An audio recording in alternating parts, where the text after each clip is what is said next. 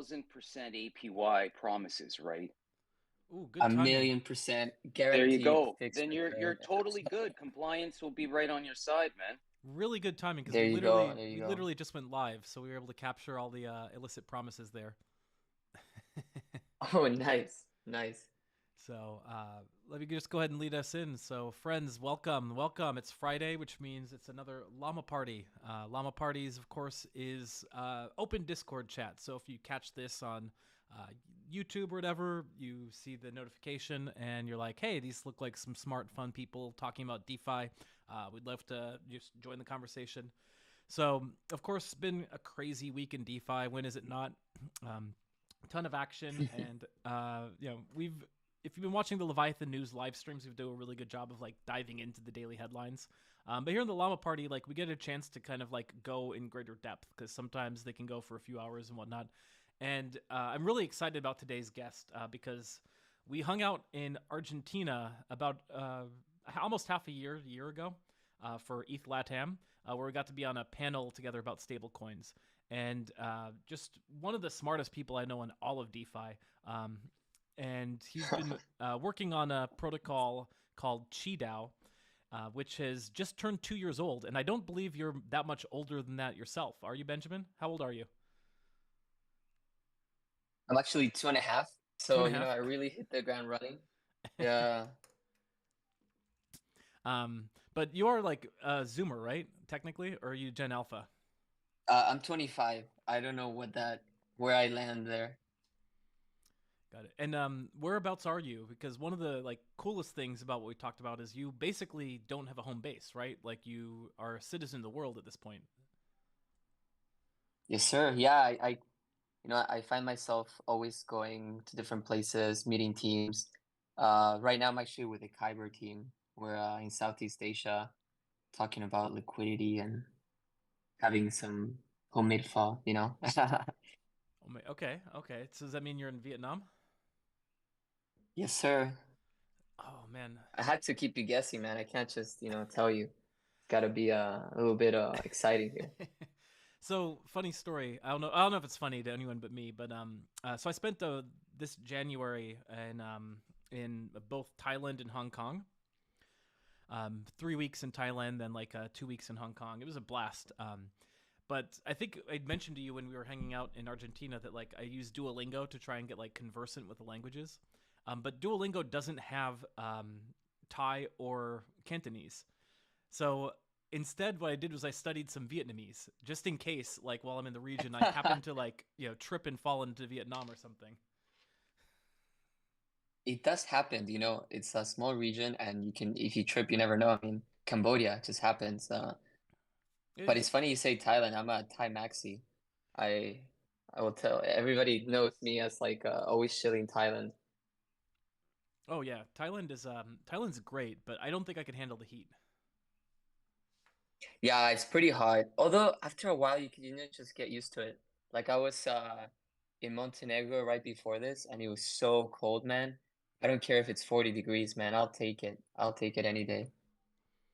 So I somewhat agree because we're my home base is Seattle, and our winters they're not like snowy or anything. They just go it's gray forever, and I just crave the sunshine, which is one of the reasons I had to be in Thailand. Just to get a month of. Yeah, you definitely get there. It's also like heaven on earth, so that helps. It is pretty great. Like Thailand is like so focused on tourism. They have like 4 times the annual tourists compared to all the neighboring countries. And I could tell just going through the airports that's the Right. case, right? Like you fly into Thailand, like you're in and out. Singapore's airport, they also have like a e system that gets you in and out very quickly. Malaysia, I had to stand in line for like an hour and a half, 2 hours.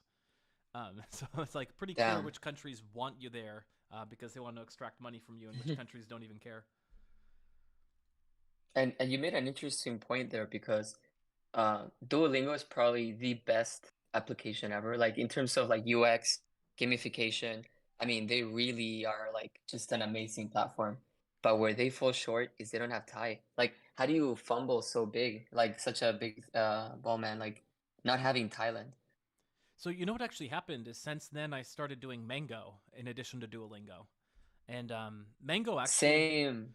Mango Same, works. Mango's good. It like works so much better in some way, shape, or form. Maybe it's because I'm combining like Duolingo and Mango. But like Duolingo is pretty good for like vocabulary, for example. But Mango like does a better job of like teaching conversational sentences. So when like I combine the two, I feel like I understand the language a lot better. Damn, you see, that's why I'm so bullish, Curve. You got all these polyglots over here. I don't know about that. I barely speak English is my problem, and now I'm trying to like tack on these other languages. Anyway, You enough know, about. Oh, we should have the Curve UI in Thai. That's my one request of the call. all right.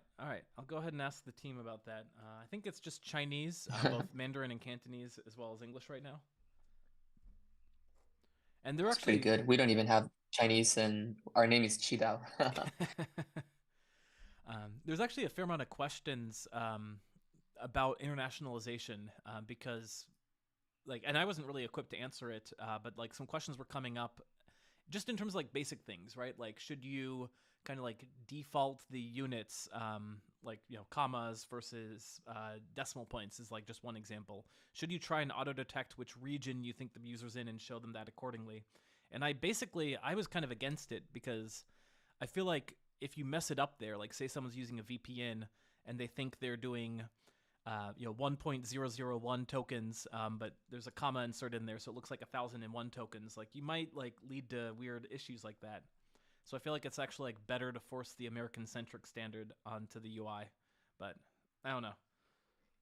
Yeah, I mean, I'm personally a big proponent of imperialism, so I think we should just have the American standard everywhere. There we go. Uh, but also, U.S. like, I just don't want to know where the users are from. I don't want to know anything about the users. Here's like what it's gonna be for everybody, and they can figure it out.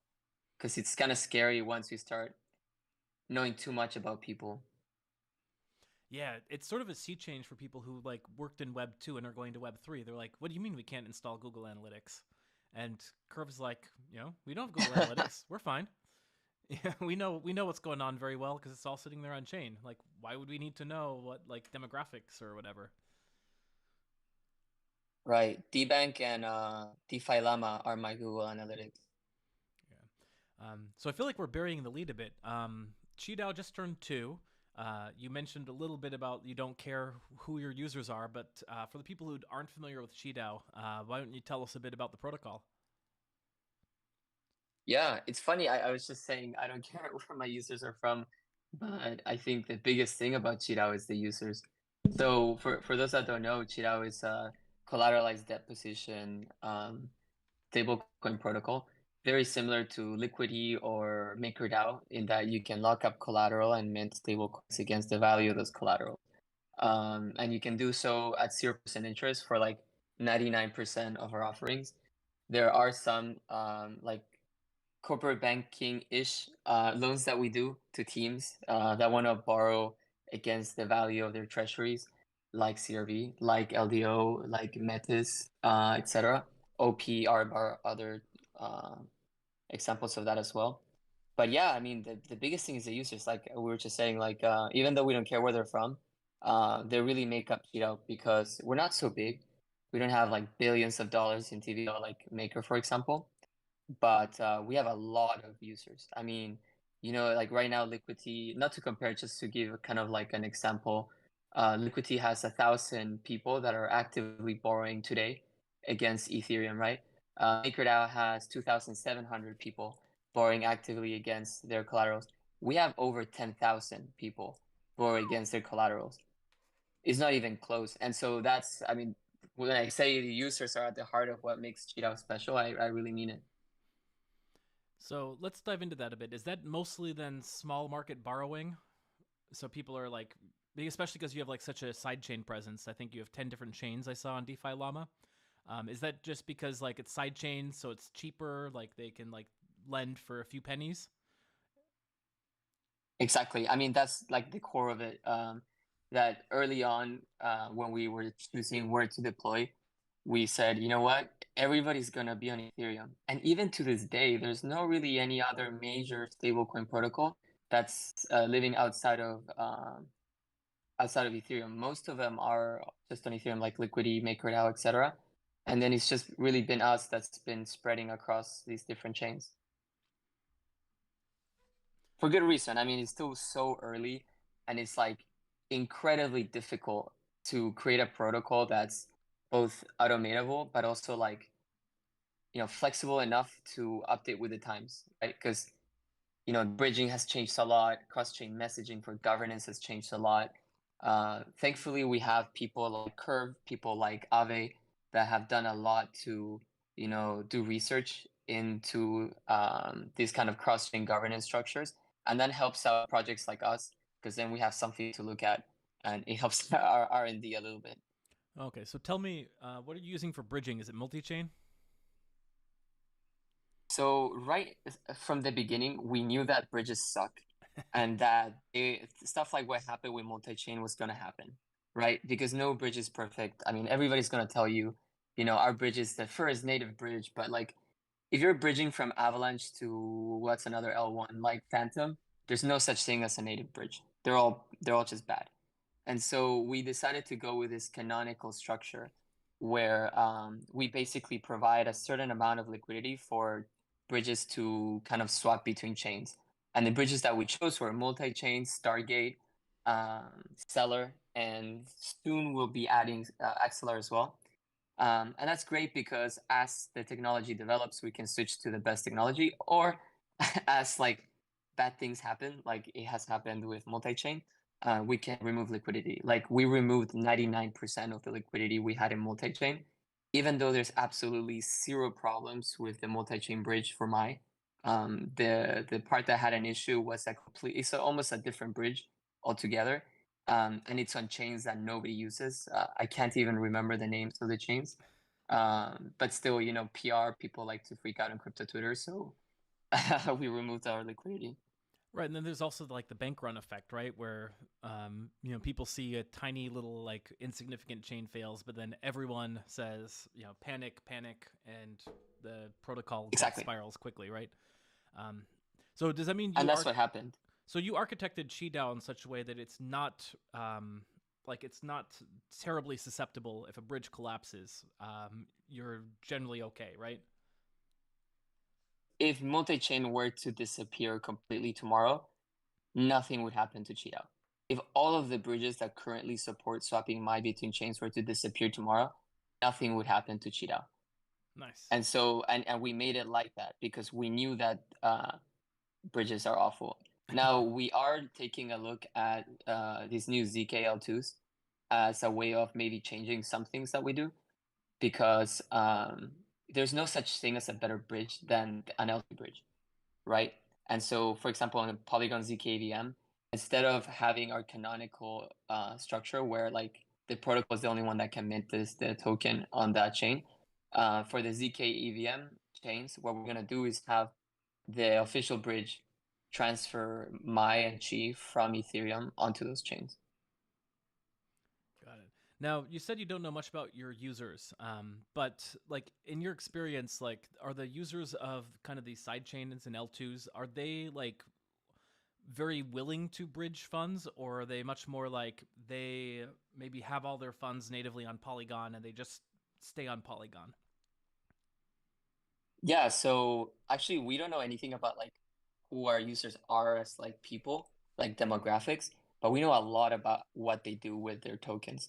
Mm-hmm. And what's amazing is that like you'll have practically almost all of our users, they will mint on their chain that they like, and then they will just bridge all over the place. Like I remember on Kava, there's like this solidly fork that launched, and we'll get into solidly forks. There's a new solidly fork that launched, and within 2 hours there was that $10 million LP for MAI on Kava, Oh wow! right? So it's like, and we're a 40 million market cap stablecoin, so like that's 25% of our market cap, like in value, going to another chain in 2 hours. So Wow. it's highly liquid between the chains. Okay. Okay. So these users, they're basically just like kind of like chain agnostic. They go where the yield is my guess, right? Like this chain is, or like Yeah, launching a pretty new much. protocol, they're giving 10K% rewards or whatnot. How's that been? Because I wish I could be more involved in side chains, and actually, since starting to use Rabby, I might be more involved because Rabby does a really good job with that. Whereas I have trouble with It's like Frame. amazing, Ravi. I know. I'm Yeah. afraid. I'm afraid to use Rabby just because it's so new. I feel like it's too good. I feel like it's got to be a rug pull, right? Yeah, I mean, it's the same people from D-Bank. That's kind of like their saving grace. All right, that's pretty good. That's pretty good. I mean, I do use it, so um, I just like I'm reluctant to put too much of my funds in there. But like I basically like only pay attention to Ethereum mainnet, and I'm not doing that to boast. Like it's not like, oh, look at me, I can afford mainnet. I can't. I like I make one transaction a month on like a Sunday at 2 in the morning when gas is cheap, and then wait for another month to do something. Um, but how has the like because obviously Ethereum's still ticking along. How have like the side chains been doing though over the course of this past bear market? Dude, it's like all of crypto has to happen outside of Ethereum, in my opinion. Okay, okay. Like I do like thousands of transactions a week, like on all these different chains. Like anytime a new protocol launches on DeFi, and I see it on DeFi Llama, I'm trying it out. Um, and like it's insane. I mean, Polygon, the chain, has more users than Ethereum, for example, just Polygon. More And users so and if more you were to add up transactions, all right? these different, you what? More users and more transactions, right? More users and more transactions. And obviously there's a lot of bots, but there's a lot of bots on all the chains, so it's hard to like you know, digress from that. But in any case, there's a lot more transactions and lot more users, at least nominally. Um, and so yeah, it's insane. And there's a lot of forking going around. So like for example, Solidly happened on Phantom, and now Solidly happens to go to every single other chain. Like you have like Solly Snick, you have like Tiger Swap, you have like these random names that remind you of the last bull market. So there's a lot of BS, but then at the same time, there's some gems like GMX has done pretty well for itself on Arbitrum. Um, you have a couple other examples. I would say Cheetah would be a good example of something that has happened outside of Ethereum Oh, that's been 100%. pretty positive. Um, yeah. No, I'm very bullish on Qidao. But I just like, yeah. So I feel like I would do Arbitrum next. I also like the other thing is I'm poor, so I can't afford to like play on as many apps as I would like. But um, Well, go outside of Ethereum. I mean, like, just like if you look at if you're really ETH centric and you're really worried about the security aspect of it, which is understandable, obviously. You have all these L2s, Optimism with Velodrome. I mean, not to give percentages and stuff, but I'm making a sweet 10 to 20% on stables on Velodrome, or even it just depends on what you're doing, right? Like Curve, I'm having so much fun on Curve outside of Ethereum. Like Cheat takes these ST ETH LPs as collateral, and we were like almost 50% of the LP on Optimism because people are just going crazy with it. interesting, interesting. So yeah, I'll need to check it out a bit more. So I think one of the reasons is like because like I'm like so like deep into the Curve ecosystem, I also like mostly focus on what's going on with Curve. Um, so like I'll Mm-hmm. kind of like spread tangentially to the protocols that are like most like active on Curve, but they also seem to play heavily on Ethereum, right? Like Convex, Stake DAO, Yeah, Aladdin DAO, like they all have like some sidechain presence to some extent, but it's all like pretty limited, right? right. It's mostly on Ethereum, and like you look at Frax with their AMOs. I mean, the big money is on Ethereum. Uh, that's 100% true. And then like also part of it is like Curve, like even though it has a presence on these other chains, it's not like that strong of a presence, right? Like it so like It depends on the yeah. the quintessential example is like when I'm yield farming, like I have like so the process of moving your boost to the side chains on Curve is a little bit difficult if you like see a Curve pool with like massive rewards that you're trying to farm. So you basically need to like use Convex, but Convex only exists at the moment on Polygon and Arbitrum, I think. Wait, let me check that. Yeah, dude, it's like a whole thing. Yes. Like coming from a protocol that was founded outside of Ethereum, like you're trying to set up liquidity, right? And Mhm. like you have a couple options, right? You go to like your whatever, like your native decks, right? That there's like a small team that's eager, that's building. You're like, hey, I want to set up a gauge on your decks, or I want to set up an LP on your decks. You can get that done in a week. No drama, it's ready. Mhm. It's out and about. Unfortunately, like on Ethereum, it's a little bit more complicated, and the reason is that there's a lot more money at stake. And so if you want to have a gauge, I mean, the politics is insane, right? Like it's like uh it's like 4D chess to try to make it happen, and you have to be careful how you word things, how you say it. It's like a different kind of atmosphere. And I don't say that to like, be negative about it because I'm positive Ben is my big thing. But it's like it's difficult for founders to manage that. Yeah. Okay. So I'm looking here at the curve on Arbitrum, and I see. Let me just make that bigger. Like there's only 3 pools that have decided to kind of incentivize cross chain here. So if you're like, thanks to Convex, like now you could actually get a piece of that Frax BP and get maybe like a good 10%. So that's pretty good. But before that, like, Hmm. you would just be getting 5%. It's like, okay, well, I could get that from my bank. So like, what's the point? Um, let's see what's going on Right. Polygon. Well, the one thing that's good about it is for like LPs as collateral. Like we're not gonna be taking, banana swap LPs as collateral for my anytime in the future, right? Uh-huh. But like curve LPs, you don't need them to have like 4,000% APR, right? If they have some like decent percent, and it's curved, so it's like safe, that's really compelling to use as collateral. True, true. So you use a fair amount of curve LPs as collateral for my then? Yeah, yeah, yeah. We for a time had the 3 CRV, which has largely been deprecated just because there's not so much a need to have like stable backing stable. Mm-hmm. But we have a lot of STE ETH. Like that's super popular. I could Um, imagine. yeah, Yeah, the because ETH. it's the best way of hodling ETH. Yeah, the ETH. Like use ETH to mint stablecoins thing is like really taking off. Yeah. Because you might have seen like Prisma Finance is they teased their launch this week. Curve USD is now doing mostly like Ethereum based to start with to mint their Curve USD. Like, Yeah, I actually wanted to talk about that because like there's so many different kinds of stable coins being launched right now. Curve is amazing. I'm really excited about Curve USD because it's not just a copy of something that's happened before.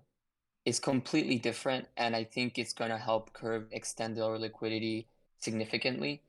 It reminds me a lot of like the Synthetics playbook and like the Frax AMO playbook because it's not a CDP, right? Like you're not like keeping the collateral and then minting a stable coin that you also keep, right? You're kind of like minting through like the swapping of it. And then if you're providing liquidity, it's like super safe because it's like such a stable value. And so I think that's very innovative and it gives me a lot of hope for like innovation in DeFi. Um, in contrast to that, right, there's a lot of CDPs right now that are being launched that are like, here's a cheap loan that you can get against like STETH or ETH, and there's zero fees at all, and it just like mint all you want kind of a thing. And so then you'll get like 2 or 3 whales that will pump the TVL like an ungodly amount, and then retail will be like, oh my god, let me farm the airdrop, and that's kind of like a lot of what's happening right now, mm-hmm. um, which I'm not as excited about as I am with CRV USD. I'm glad you said that because part of me was worried you were going to be like, "Uh oh, Curve USD is competing with my. I'm not going to go on this Llama podcast." Not at all. Like actually, like CRV USD doesn't even have the same use case as my, right? Because for my, it's kind of like keep your assets and then extend the value. For CRV USD, it has a lot of kind of positive effects with Curve itself because you're extending liquidity. Now you can have LPs with all the collaterals, right? And then you're just kind of AMOing the CRV USD part, and now you have a crap ton of liquidity, right? That's like super like capital efficient in terms of your cost of capital for CRV users because you don't have to pay for that, right? That's just kind of like your minting mechanism. And then you can get with other stable coins like like Flex, etc. to have outlets to that liquidity seem to happen in a efficient manner. I mean, it's so amazing, and I think it's going to help all the stablecoins that are able to partner with Curve. Yeah, from the little I've picked up from Mitch, he's really excited about the role for other stablecoins to kind of work collaboratively with crv.USD. So, like in particular, like that Prisma Finance that just launched. Everything that launched lately starts with a P, so I get them all confused. Like there was some confusion. Like, why would Mitch invest in this when it's like in somewhat the same wheelhouse as crv.USD, right? Like Mint stablecoin using Ethereum as staked Ethereum as collateral. But Mitch was very much just like, no, this is great. Like we want to have some pools between crv.USD and Prisma, and like all of these just gives more utility to the entire kind of like decentralized stablecoin ecosystem. Yeah, and I think into like one of the points I really wanted to touch up here, and that's the idea of like this huge liquidity crunch that we're having in crypto. Oof, yeah, it's With bad. Silvergate, with Silicon Valley Bank, Tether, Circle, they're all like crashing hard. Yeah, people are leaving crypto like a lot. And it was because we had such a big reliance on these big liquidity providers, pumping in stable coins via like Circle and Tether. And now like Citibank goes to those same liquidity providers and says, we can get you twice as much in APR with none of the regulatory concerns. Mm-hmm. So like it just kills the like that kind of reliance that we had on centralized liquidity. And it's difficult to replicate that with stable coins that are decentralized because um, the only way that you can create stable coins within the system, responsively, is through debt of some sort, right? You're backing the stable coin with something else. Even in Curve USD, which is not exactly debt, it's still debt in a way, right? Because you're backing it with something that has to sort of keep its value. Um, you don't want there to be like too much debt in a system because that increases the overall risk of the system in general. And so, while I think decentralized stablecoins are going to play a very important role in filling the gap that USDC and USDT kind of left, we're going to need another alternative. Yeah, I mean, I'm glad you brought this subject up because it's such a tough point for just even like me to grapple my head around because like 2 years ago, the use case for DeFi was just clear, right? Like banks are getting 0%.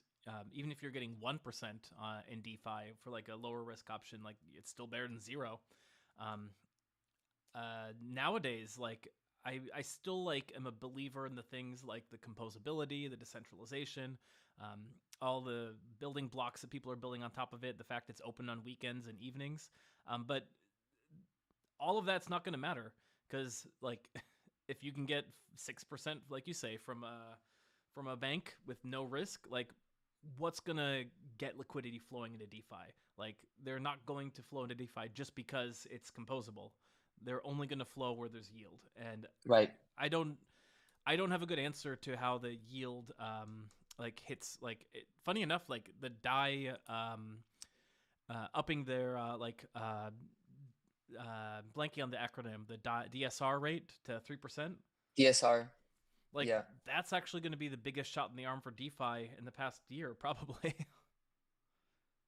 Well, if you think about it, they're doing it because right now the liquidity that they were getting for free on Curve for so long is now leaving because now there's a lot of competition for liquidity on Curve. And as a result, you're seeing DAI's peg being tested on a lot of chains. Again, I'm not trying to speak negatively of DAI at all. I'm just trying to explain it objectively. And so if you're MakerDAO, you have to make sure that your cost of capital is lower than your return on capital. Otherwise, the protocol is going to start going the wrong direction. Do you think that this is like a vindication for their so-called end game?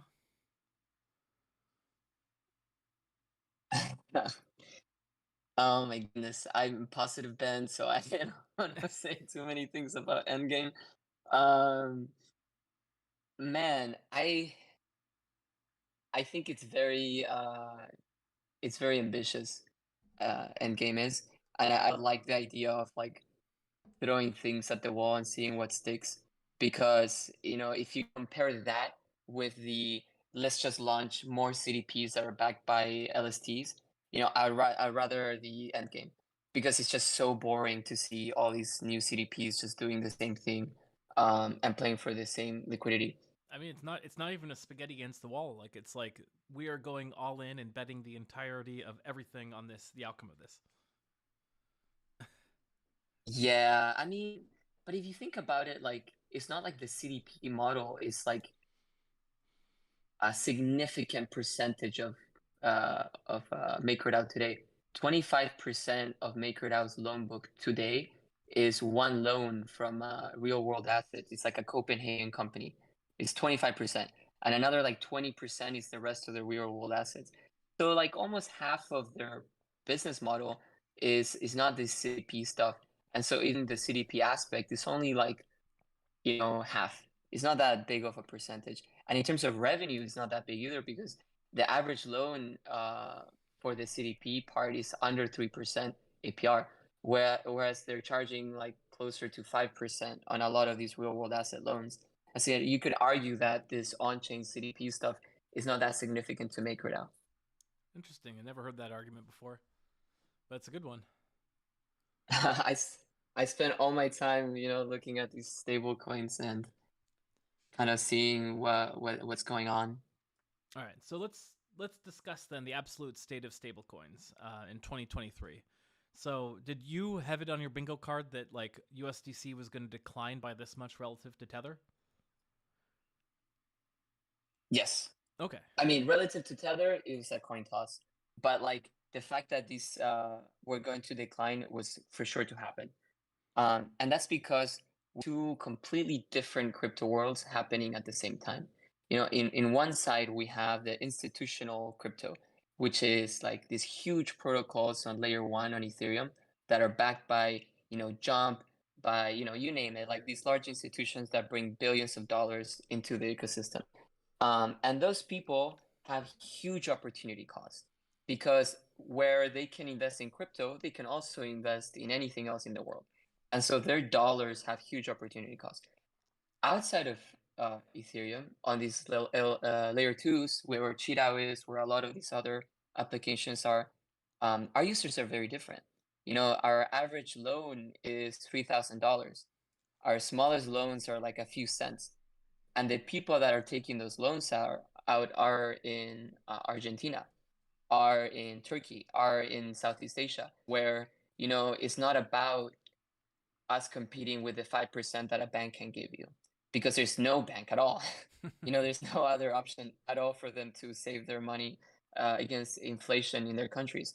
And so it's just like a totally different game that we're playing. And so that's why I'm not so worried for kind of our business model. But I am very worried for protocols like Circle that depend so heavily on these large institutions that have large opportunity costs. Oh my gosh, it's been like a bloodbath on that scene. So like everyone got just slaughtered multiple times over, in from 2022 until today. And anyone that's surviving, like it seems like they're just pivoting to AI.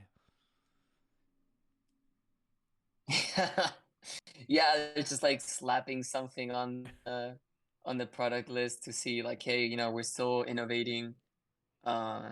Which is like, again, I you're the host, but I do want to highlight the fact that Curve is still innovating in a very real sense, right?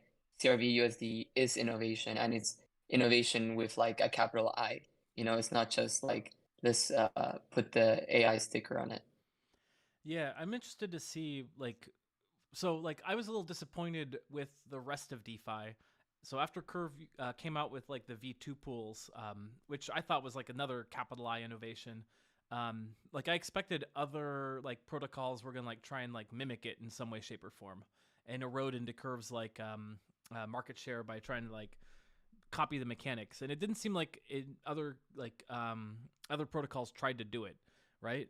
And then like I have this like I still have the same expectation for Curve USD. Like my thinking is that it's going to somewhat change the lending experience, right? Like the lending experience is like a little bit friendlier in terms of like the kind of like soft liquidation mechanisms that kind of keep you from getting instant wrecked.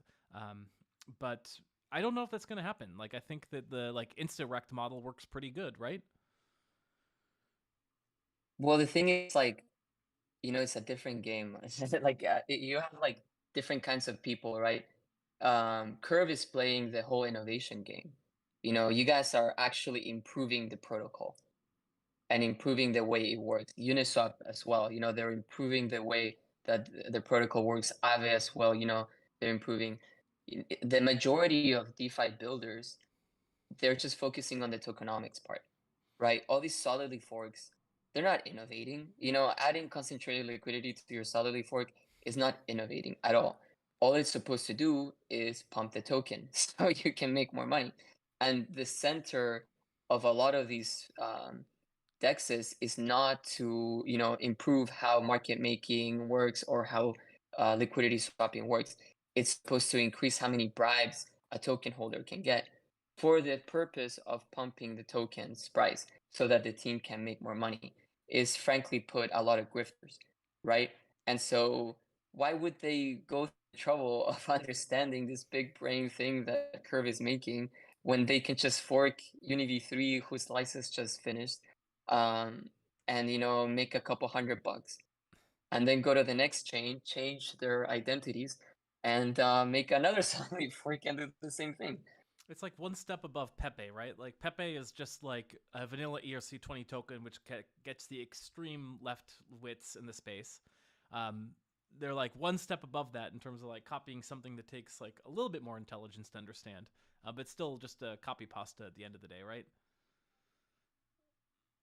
Yeah, I mean it's just how it goes, and like it's funny because I'm on all these chains, and I like we talked at the beginning. I like languages. I can see how people talk, and you can kind of identify 3 or 4 groups of people that are forking these projects on all the chains, and you know who they are, and you know their new aliases, and you can kind of map it out. And it's like, unfortunately, it is very important because for the time being, these dexes, like solidly forks, they are um, lowering the cost of capital to maintain liquidity for a lot of projects. And that's very important for Cheetah, for example, because the way Cheetah makes money is that we make loans and we charge on those loans. But then the MAI that's emitted, it's either sold, it's held on to, or it's LP'd. Each of those actions has a different cost attributed to it. And altogether, they make up Cheetah's cost of capital. And so if you have a lot of these bribing schemes where you can pay a little bit of money and get a lot of rewards for MAI, then it costs very little to emit new MAI. And then you can charge less on the loans, or you can have a higher margin on your loans. So is it a little bit like a I'm trying to think of the analogy here, but it sort of feels like it's like I'm struggling to come up with an analogy off the top of my head. I guess it's like the floor is falling out. It feels like in all these protocols, right? Like a protocol launches, it's got like a short 6 month, let's say 1 year grace period, where it's actually like efficient and like you can get this this benefit because like it's actually like emitting its own token and it's got some value and it's got rewards and whatnot. But the floor keeps falling out, so it's like you kind of need to jump to the next thing over and over and over again. Is that kind of what DeFi is at the Right. moment? Like just Um, well, I think you're so generous. I think because you're working with Curve, you have this like, oh, it's a year. No, man, like within 4 or 5 months, these okay, projects die, right? like Okay, completely are gone. Like if not just like Dexes, like I think of there was a wave maybe 3 or 4 months ago of stable coins being made. All of them are dead. All those stable coins that were popping up on the L2s and L1s a couple months ago. I can't name them because I'm not going to be flooding projects here, mm-hmm. but they're all gone now. Right. There were a lot of culty ones as well that we could name that were even a couple more months before that. And so they don't last very long because they don't focus on the fundamentals. Um, yeah. So they appear, their founders like cash out quickly, right? Dump on everyone. Yeah, I mean, you know what it is? You gotta have 4 founders because like the projects that are some of the best projects, not all, but some of the best projects are projects where the founders didn't make a lot of money. For example, Ethereum. I mean, Vitalik, yes, made a lot of money, but if you were to make a ranking of the top 100 people that made the most money out of Ethereum, it would not be Vitalik like at all. Right. And yeah, Vitalik, he gets a pass in my opinion because he's clearly like so very clearly a good actor, right? Yeah, yeah. And I think for a lot of people, um, it's not about the money, man. Like if you're in crypto long enough, you're gonna make money. I think here is like even a lot of people at the EF don't believe in DeFi anymore. You know, like they have bank accounts. They're not really like using DeFi as their bank anymore. Mm-hmm. For the people that are still here, they're still building. You know, we're really like trying to continue this experiment to see if this is indeed the future of finance, or if it was just a gambling thing all along. Um, and so like if we're focused on the money, is not really going to help our experiment here. I just want to highlight MDLTF is just like dropping wisdom in the chat here. He points out DeFi is a luxury, which I certainly think is true. If you don't have a lot of money, you really shouldn't be playing in DeFi. Standard disclaimer, none of this is financial advice, blah, blah, blah. But a few other great comments from MD LTF. Curve acts like the Federal Reserve for DeFi. Points out Velo has done a very good job on the OP chain, and bad design is just bad design. So feel free to chime in verbally if you like. I think where I look towards Curve and people like that is better ways of handling liquidity.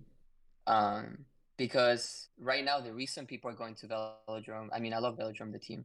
The reason there are a lot of people are going to all these Solidity forks is because it's the cheapest way of maintaining liquidity. Mm-hmm. And so because right now people just ask for 10-20% when they're LPing your stablecoin. That's what just people ask for.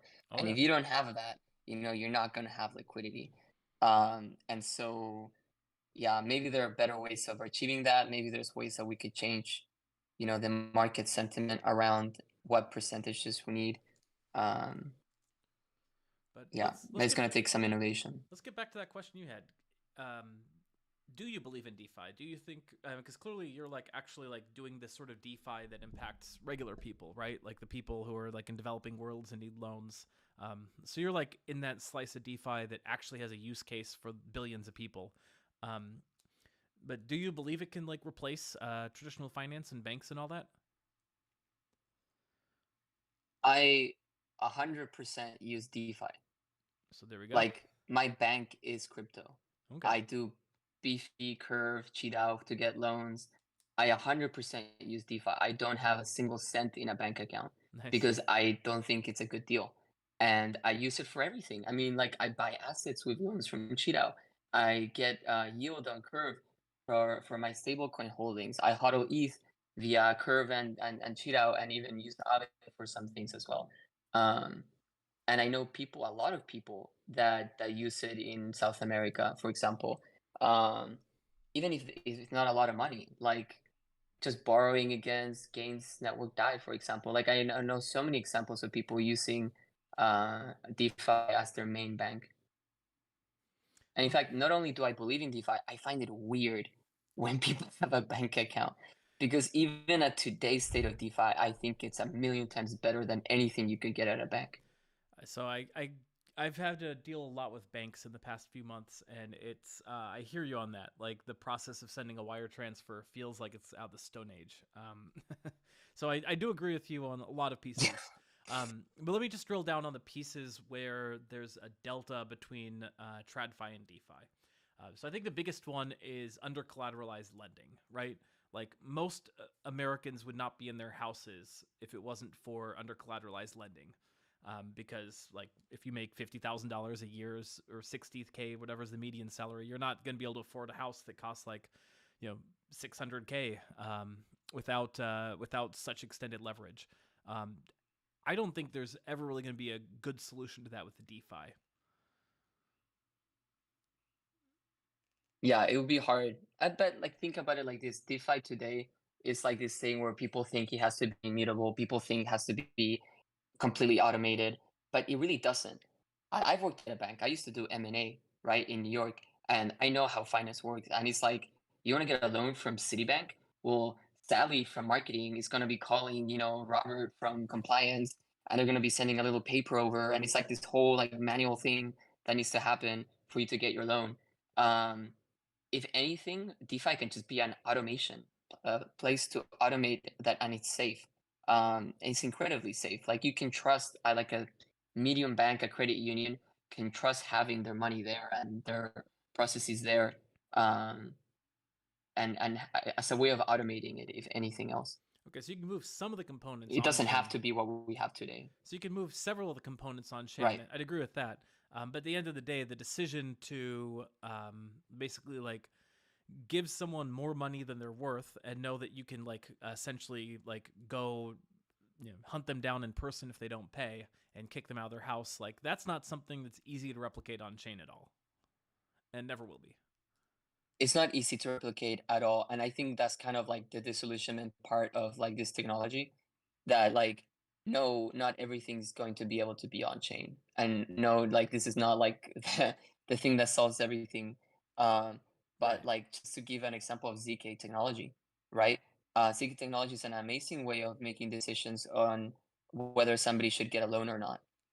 Because if you're a bank, you have certain things that you look at for deciding whether you're gonna give a particular person a loan. And if it can be ZK, then it's way better, because obviously discrimination is a problem in a lot of countries. Mm-hmm. And so this kind of technology could help in that particular case. That part is definitely true. Like, and that would be such an amazing application if someone built that out, where you could basically just submit your wallet address or like zero knowledge of your your net worth and submit that as proof instead of having to like fill out the like loan application process. Yeah, that would certainly be a big thing.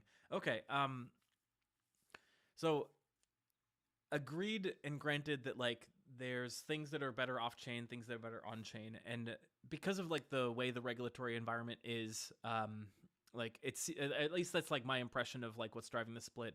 There's like a huge advocacy for like keeping these two worlds completely separate, right?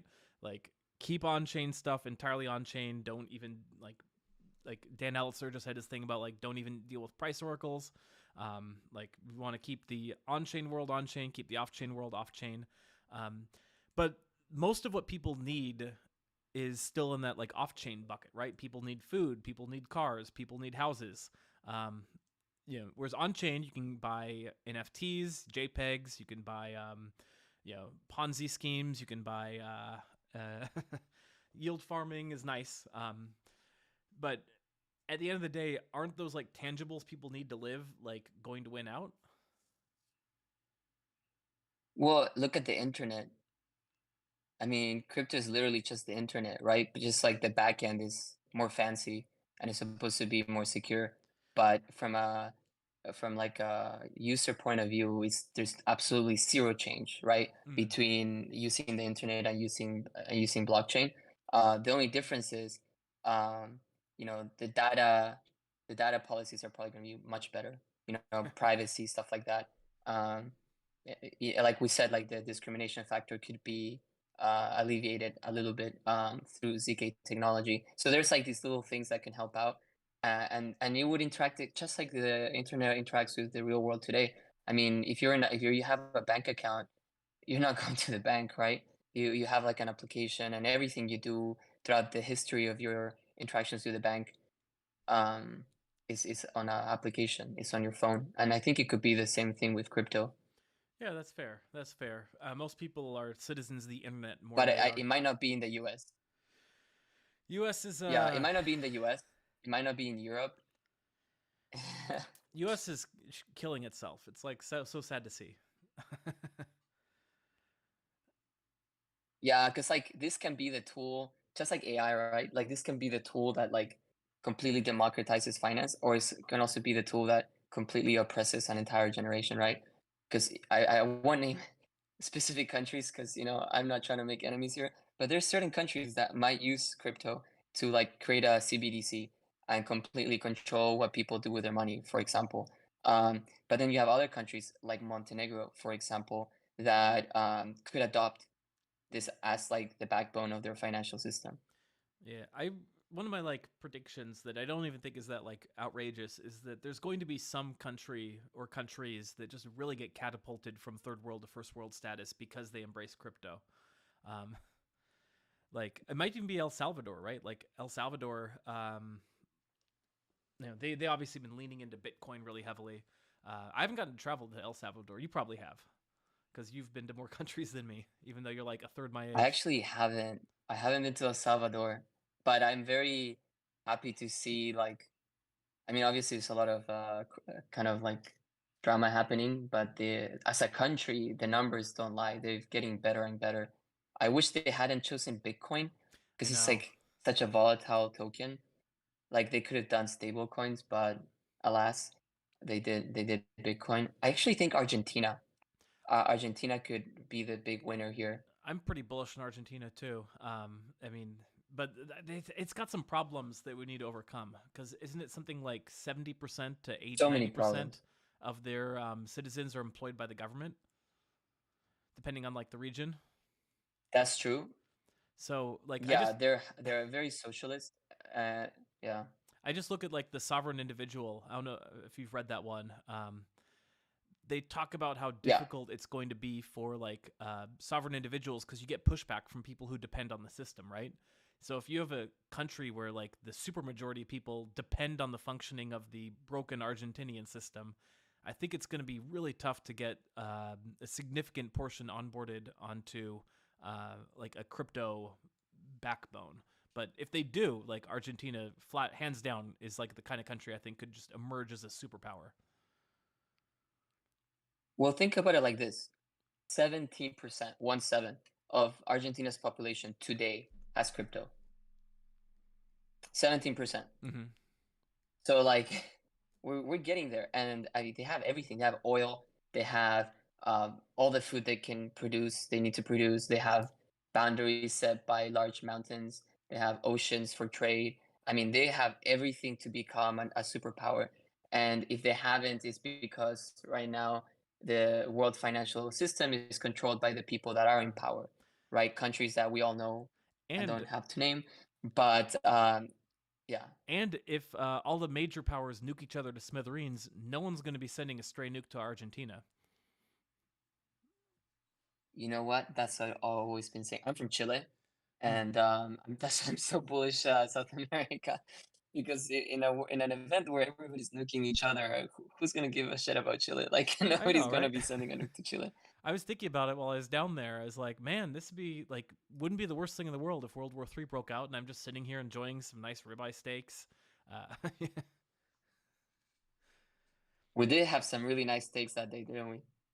and they're so cheap too. Like the amazing thing was talking with you and some other people who were like, knew the region well, and the people who get paid in crypto live like kings and queens. It's amazing. Yeah, yeah, Because their purchasing power just goes up if they're getting paid in stable coins, like by like 17% per year, and it's already dirt cheap for so many things. So that was like when I yeah. was It's super cheap, and actually, we'll see what happens. Sorry, go ahead. when I was looking at places to kind of flee the United States and move to, Argentina wound up pretty close to the top of my list. I haven't been to Chile though. Which were the other countries? Um, so I was looking at I was looking at a bunch of places. I'm not actually gonna flee the United States just because I got family here, so it's kind of more just a thought experiment. Um, I thought about Portugal, but I liked a lot of things about Portugal, but I end up ruling it out. Switzerland's also a good one, but also kind of ruled it out. Um, oh yeah, yeah. MDLTF points out Estonia and El Salvador. El Salvador would be interesting, but like I guess I need a visit first to really say. And like the fact that it's so centered on Bitcoin and not like Ethereum necessarily, like is a little disconcerting. Estonia, I think Estonia is super innovative and like a brilliantly like run country for what they have. I just think that the fact they're about the size of a postage stamp and have a Next to Russia. hostile belligerent power on their border is like they're just going to get like swallowed up in the event of widening hostilities. So I'd stay away from Estonia. Yeah, although Estonia is pretty insane. like I didn't know much about Estonia until maybe a month ago.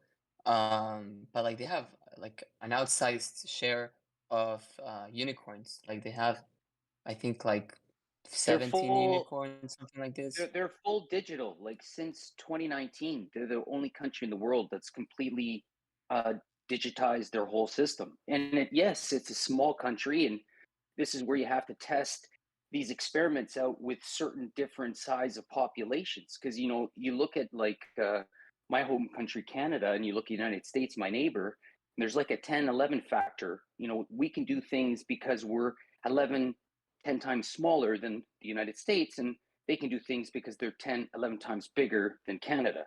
So there's a lot of like regional characteristics that present the innovation to solve a solution more um, by location is just a Yeah. thought I wanted to share. Oh, I yeah. agree. Yeah. Yeah, like that's why I'm so bullish in the small countries like Montenegro, for example. We spent 2 months there.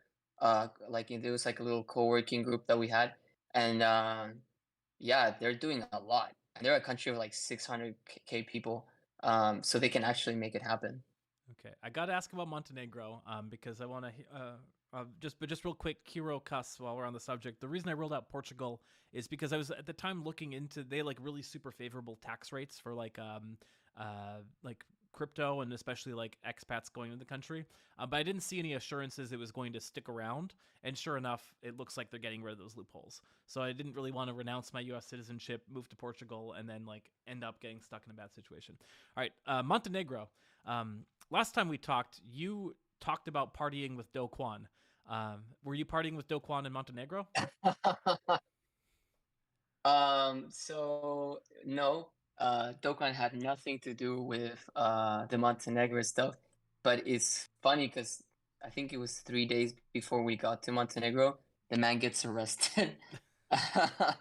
And everybody's like texting me like, "Yo, what did you do?" Nothing to do with us at all. Just a happy coincidence. Yeah. Now, why is it that everyone is landing in Montenegro at this time? Because like I only remember like stories from like ancient newspaper clippings about like tanks rolling through Montenegro and like the instability of the Balkan region. So I've never been. What's the draw that's bringing everyone to this like small Eastern European country? Well, they have a lot of mountains, and a lot of mountains. It's actually pretty crazy. A lot of hikes, good for cardio. But no, the reason we were there is because there was this thing called Zuzalu that basically it's like this gathering of people. It was like 50 crypto people, 50 biotech people, and 50 longevity people. And there wasn't really like a reason for gathering other than Vitalik said that you should come, and he's kind of like one of the main people planning it. And yeah, just hanging out and talking about our perspective fields, doing cold plunges.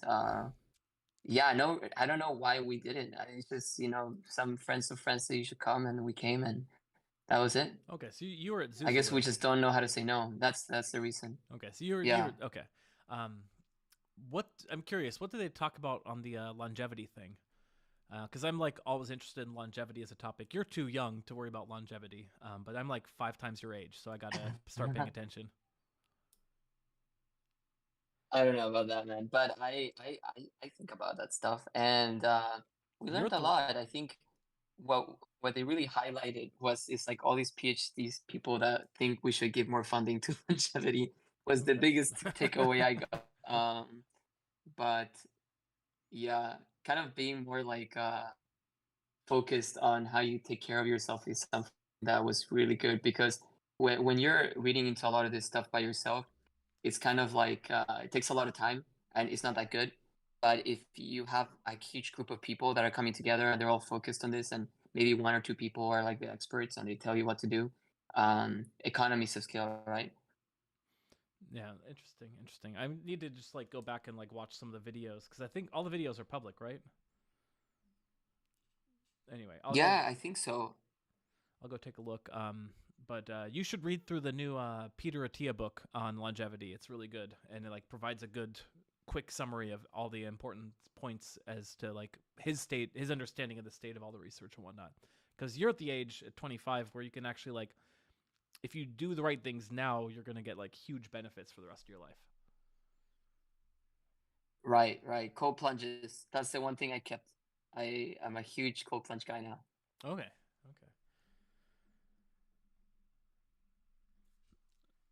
All right. Okay, so let's bring it back to crypto. What was the like general take of like the crypto scene Yes, crypto. at Zuzulu? Like, what were the takeaways there, or the vibe you got from talking with people? Yeah, there were a lot of ZK.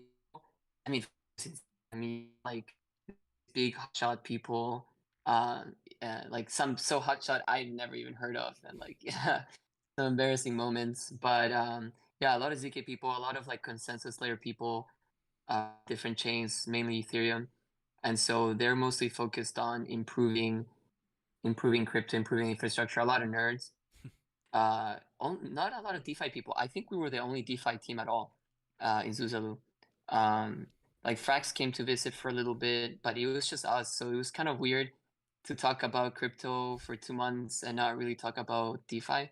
I think a lot of people are pretty jaded about DeFi. I think so.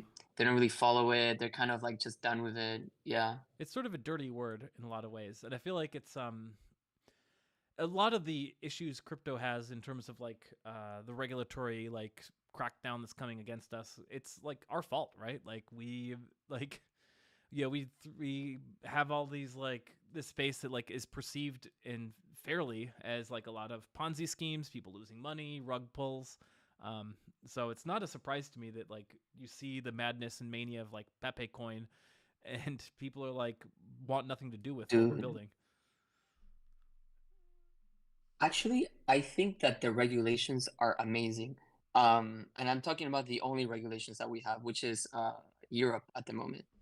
Because if you look at it, they really favor protocols like Cheetah, protocols like Curve, protocols that are automated, that are decentralized, that are not custodial, that are backed. Like everything that we hated about the last bull market is now illegal, right? Okay. Like stablecoins that are not backed by collateral, custodial DeFi platforms pretending to be non-custodial, like Celsius, like all that crap is being made illegal, and all of the good stuff like Curve is basically getting the okay from regulators.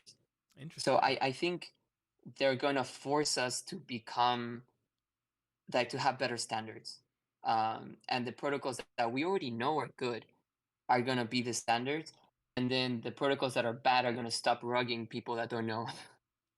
Is there, in your opinion, still room for like innovation? Because I like, as much as I like Curve, I don't want to live in a world where Curve gets a competitive advantage because it was early and like, like maybe grandfathered into certain regulations. And Curve's not doing Right. playing the I lobbying mean, game. it feels like the US is planning it. Mm-hmm. Oh, I was just saying Curve's not playing the lobbying game, but there are some DeFi protocols that are, and they're gonna like try and like write the laws to exclude small competitors, and that's not a world I want to live in necessarily. Yeah, I mean, I feel like when it comes for Europe, we already have the rule book, right? And we can see that it does favor innovation because they basically said, look, as long as you're not custodial, as long as you're not rugging people, as long as you follow these very reasonable rules, you'll be fine. And both Chiao and Curve seemingly are compliant. I'm not a lawyer. I can't I can't tell you, but they look to be compliant. The US is another thing. There's like a lot of rumors going around. I don't think a single crypto project today, no matter how big, not even Coinbase, has the power to lobby Congress right now.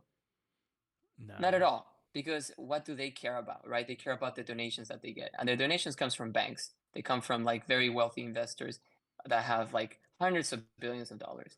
And so I really don't think that anybody's going to stomp out this competition in DeFi. The brilliant part of the DC flywheel is that all the politicians get their money from banks, and all the regulations basically like just give banks like easy access to the money supply. Let me just say, right? Like whenever money printing happens, it Right. goes right into banks, which goes right back to politicians. So it's like a very efficient spiral. And it's funny because they relax all the regulation for banks and like the reserves they have to have, and that's what ended up screwing over Silicon Valley Bank. Yet they painted it as if it was like a crypto collapse. I mean, never let a good crisis go to waste, right? And now that hasn't been sticking. Now they're Right. going with crypto and fentanyl is the new line they're trying to push. Oh, really? Yeah, Elizabeth Warren just I popped that one hadn't out. heard that one. And I think the US is going to be more of a wild card. Europe, they seem to be following suit. Like Singapore, I mean, Dubai is gray listed, so I guess we'll put it to the side for now. South America doesn't really have the power to enforce compliance on their countries, so we can put them to the side. But I mean, the US is kind of scary because the second that you have clear like regulation in the US, you can just get a JP Morgan, launch a cheat out competitor or a curve competitor that's instantly 10 times the size of both of us. And so that's something we need to be thinking about very carefully. Yeah, but I don't know. I don't know what's going to happen with the U.S., but I'm not like optimistic that they're going to get anything of substance passed soon. So I think they will have the stablecoin bill. No? Um, I think the stablecoin bill will get passed in some form related to where it's currently sitting in the next couple of years. Is kind of my prediction. Probably not this upcoming year, but who knows? Like I've been surprised before.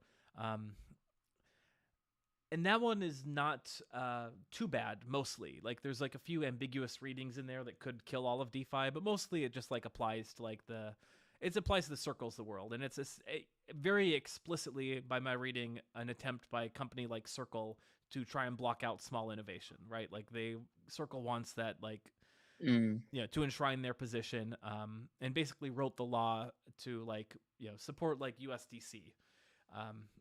With an eye towards probably like kneecapping Tether a bit if they can. But it's like basically like saying like Right. everything Circle currently does is what's required for a company. And that's not so bad. A cool thought experiment. I mean, I think a cool thought experiment, if I may add, is if JP Morgan does come in and do, Ben, what you say, I think it'd be amazing for the whole ecosystem because we need liquidity. And if they're going to bring it, it's going to find a home. Like they're opening the door to competition then. I mean, have we right. has anyone thought why we have high API in DeFi? Like, why are they above traditional finance? Because we're all taking risks. This is all experiment. So you should actually be compensated more because that's how the risk formula works. The more risk you take, the more you should be paid for.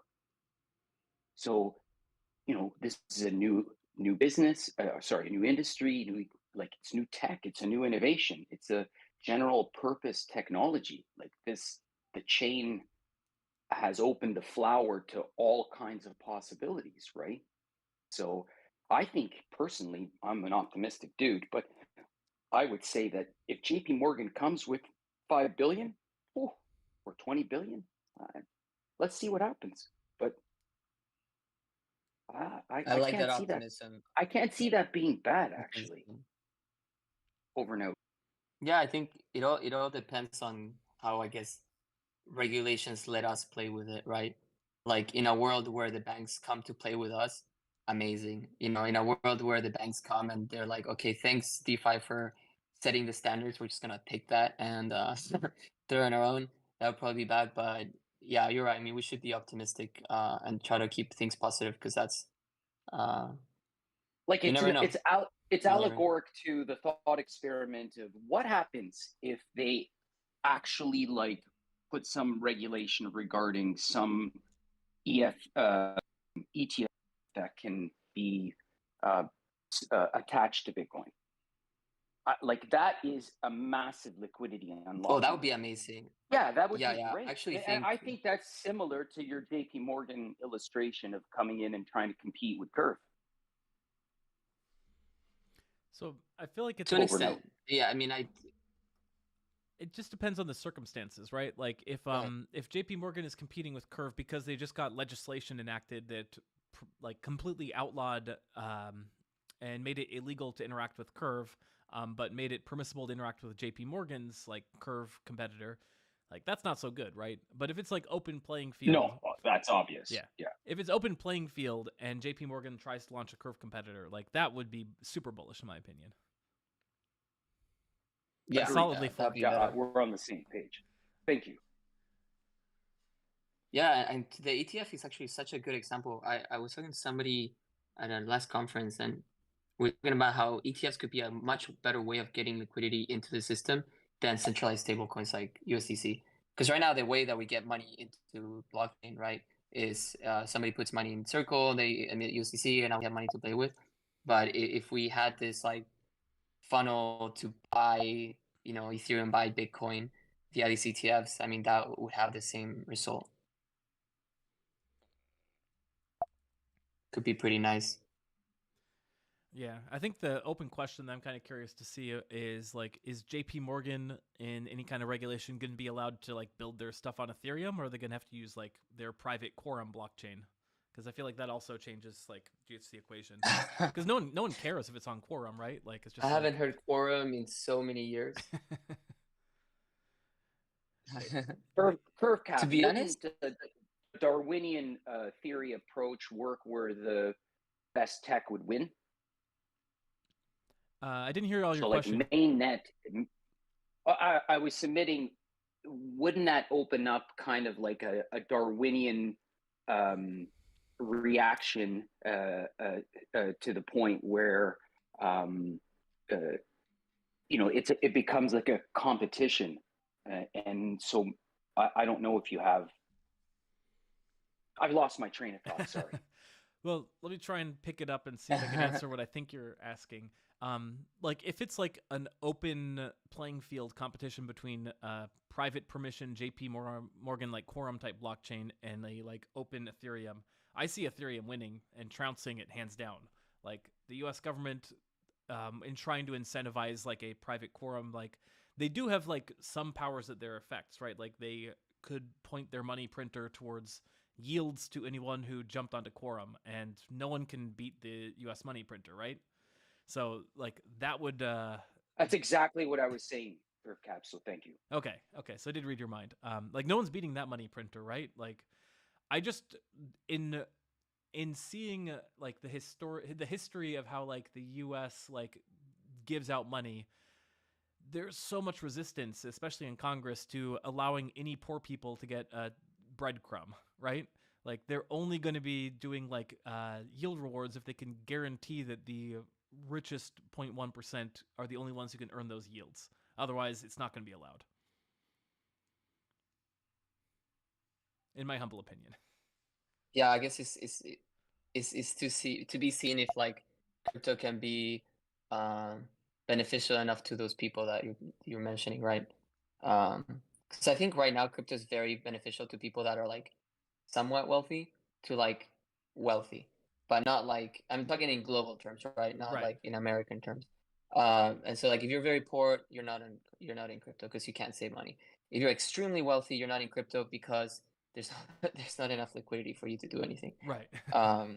And so yeah. But yeah, it targets the like upper middle class perfectly.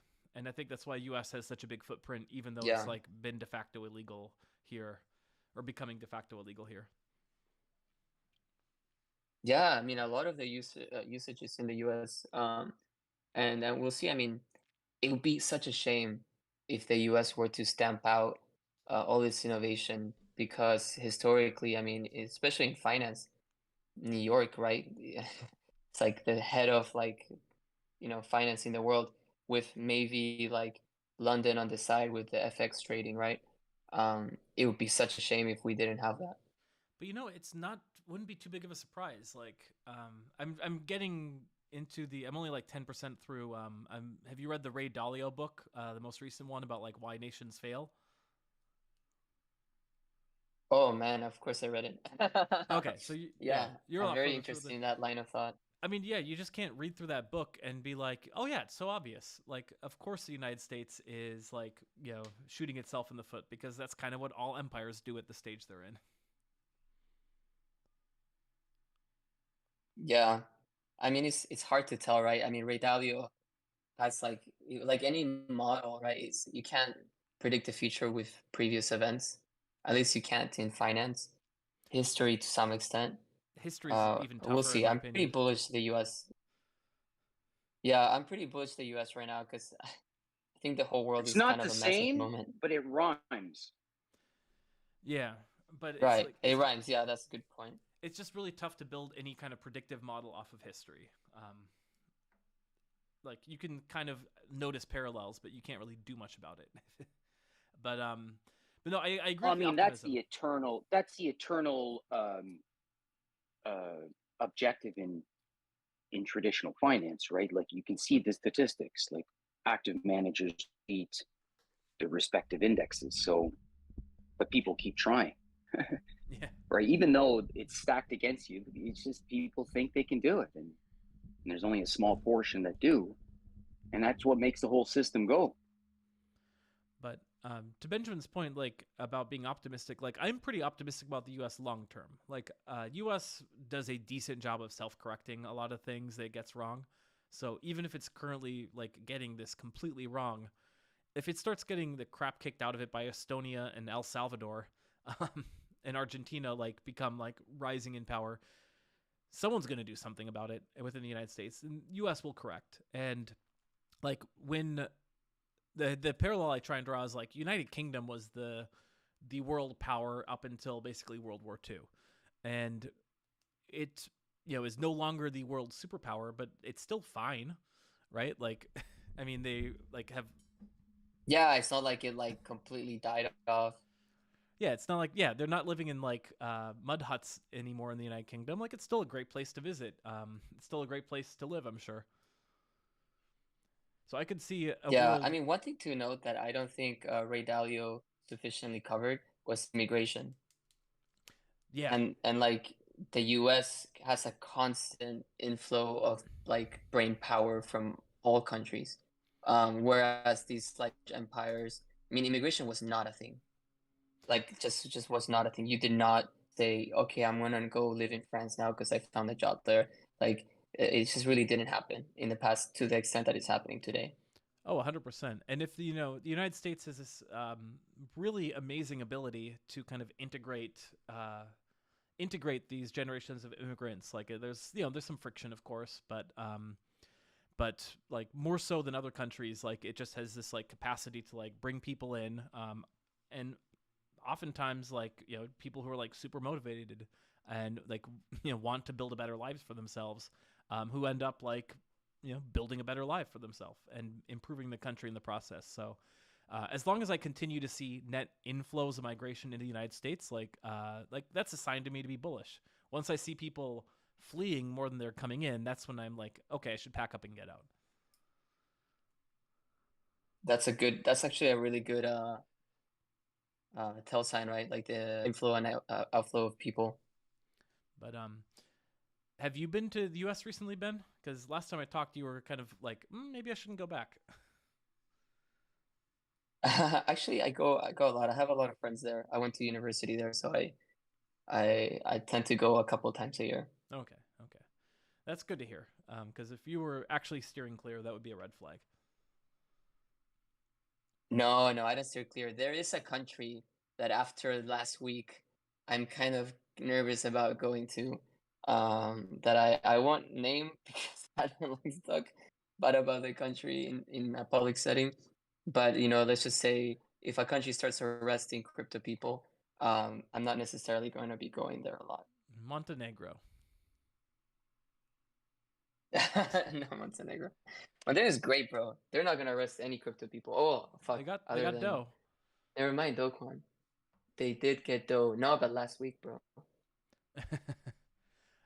Who'd Last they week, who'd a they big arrest? bridge founder got arrested. So Oh yeah, yeah, I know what you're talking about. I kind of some scary stuff. so Kind of some scary yeah. stuff. remind me, when you were clubbing with Do Yeah, Kwon, I'm from South America. when you were clubbing with Do Kwon, Go did you ahead. know at the time he was going to be under like arrested? I forget. You told a story about your interaction with him. The the only time I partied with the Terra team was in Korea, before the crash. So this was a year ago. I had no idea I was going to get arrested. It was actually a very funny coincidence that it so happened that it happened around Zuzulu. But uh, like you, I forget what you said to Do when you met him, but didn't you tell him something like you thought that Terra was going to collapse, or UST was Oh, going to collapse? I think it was the head of DeFi. I told the head of DeFi, I'm like, dude, like your project is going to go to zero. And like I don't like to say that in public because the marketing team tells me I'm supposed to be positive Ben. So I didn't say that. But yeah, I mean we all knew, you knew. I mean everybody that's been in DeFi long enough knew that it wasn't sustainable. I'm not too sure if it was like Do Kwon's fault 100%. Um, I think a lot of these large institutions that not only backed it with TVL but also promoted it to their retail customers, I think they have a big part to play in the fault. But you know, Do Kwon being the cult leader that is such a good fault guy that I think he's probably going to take most of the blame, if not all. So do you think he's going to prison? Yeah, oh, 100%. 100%. Do you think I'm surprised he's. I'm not going to say too much, but do you think I'm he very happy to see that he's well, given how many people he pissed off. Oh yeah, he ruined so many people's lives. But do you think he should go to prison for what he did? Like not like I'm not saying like of course like you're predicting he will go to prison, but should he if he ran the justice system? I think that we should deter people from acting like this is some sort of game. Like billions of dollars, people's livelihoods is not a game. You know, and many times in our protocol's history, we've had to make decisions that have limited our growth substantially. Like we could be billions of dollars big, but extremely unsafe for a project, for our users. Mm-hmm. And today we're still a very small project, but we have a crap ton of users. So we're small by TVL, but very large by users. And our only goal is to make sure that those people are safe.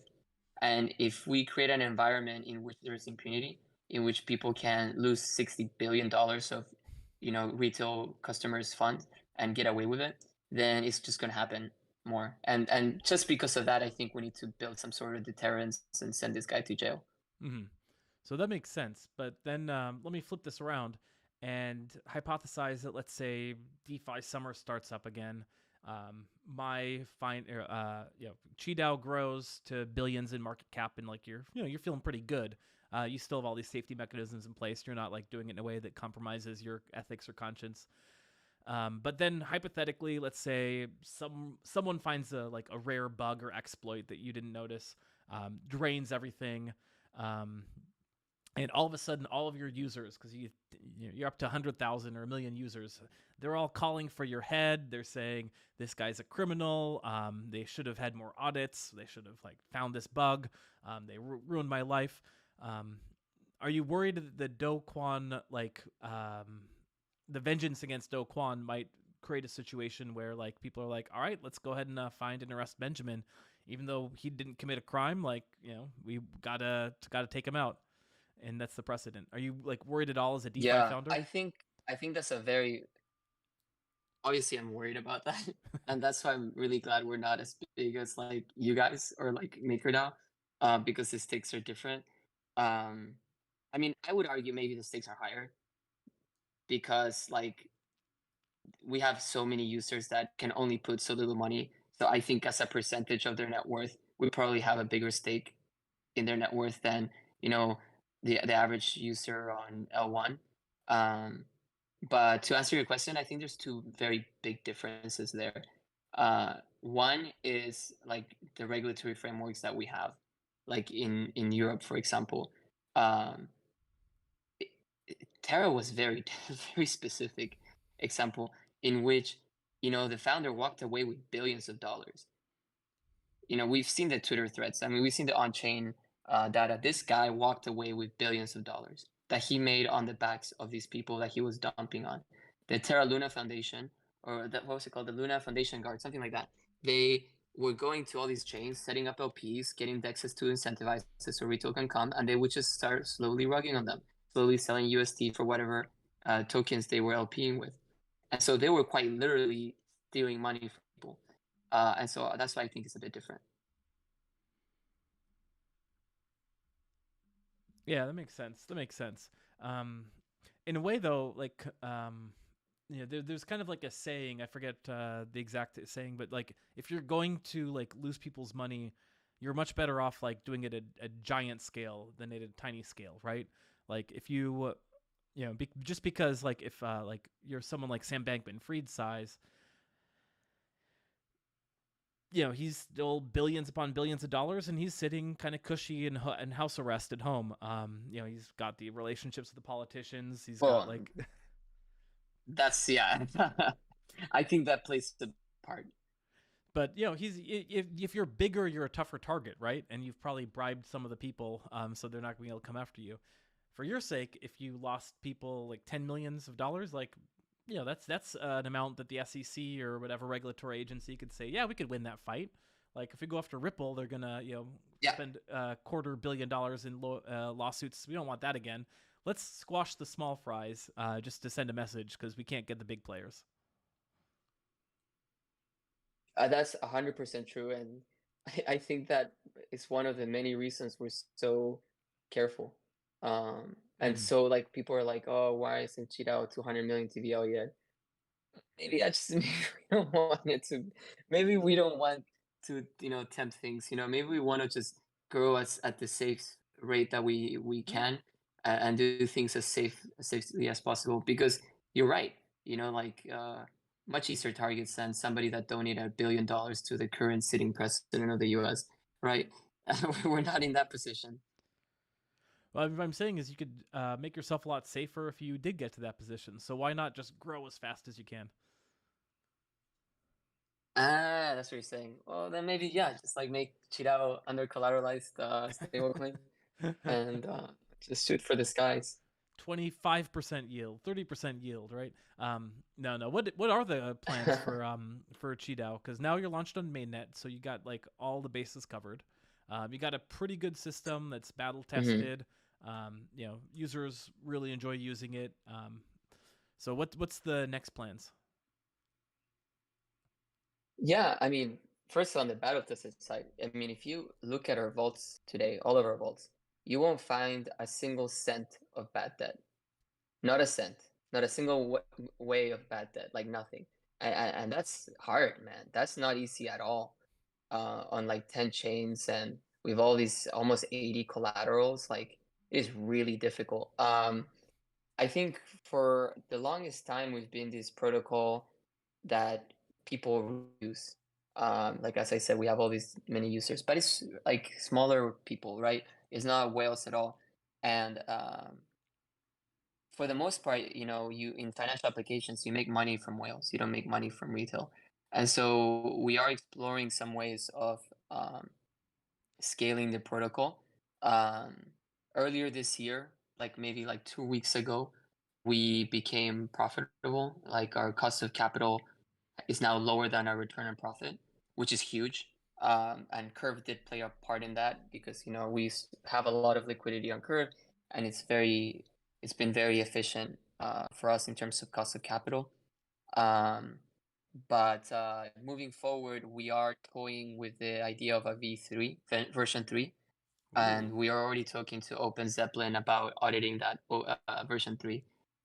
Most of the work is done. It's now just really going over the financial side of things and making sure there's no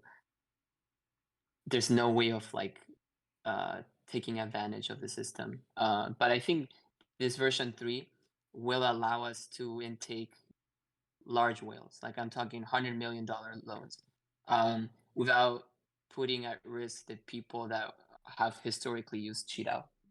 Interesting. Is there more details you can leak on this, or is this still confidential? The two things that I'm allowed to say is that this version 3 will allow to set a floor to the price of my, which is the biggest problem that any CDP has when you're increasing debt ceilings considerably.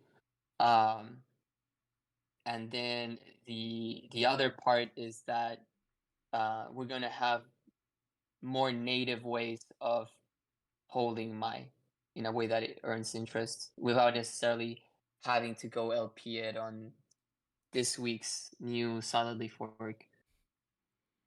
Okay, interesting, interesting. I'll definitely be watching with rapt attention. Could you talk a little bit? Yeah, it's like a. Mhm. Oh no, please, please. Yeah, I was just gonna say, like, I mean, we've been toying with this for months. It's just now it's finally at the point where we can talk to auditors. So I mean, it's just like the process is very long, longer than I would wish for it to be, and I wish we could launch tomorrow, but hopefully this summer we'll see it live. So I wasn't involved in it directly, but I got to hear some of the stories about the similar stuff going on with like getting curves contracts like through auditors, and it's a little bit tough on top of it because like the math within it that is being used is like some big brain stuff. So it's people have been saying WinCurve USD for like a year when it's basically been ready for almost a year, but then like those final like 1% tweaks to get it over the finish line took forever. So I sympathize on or empathize a bit on that.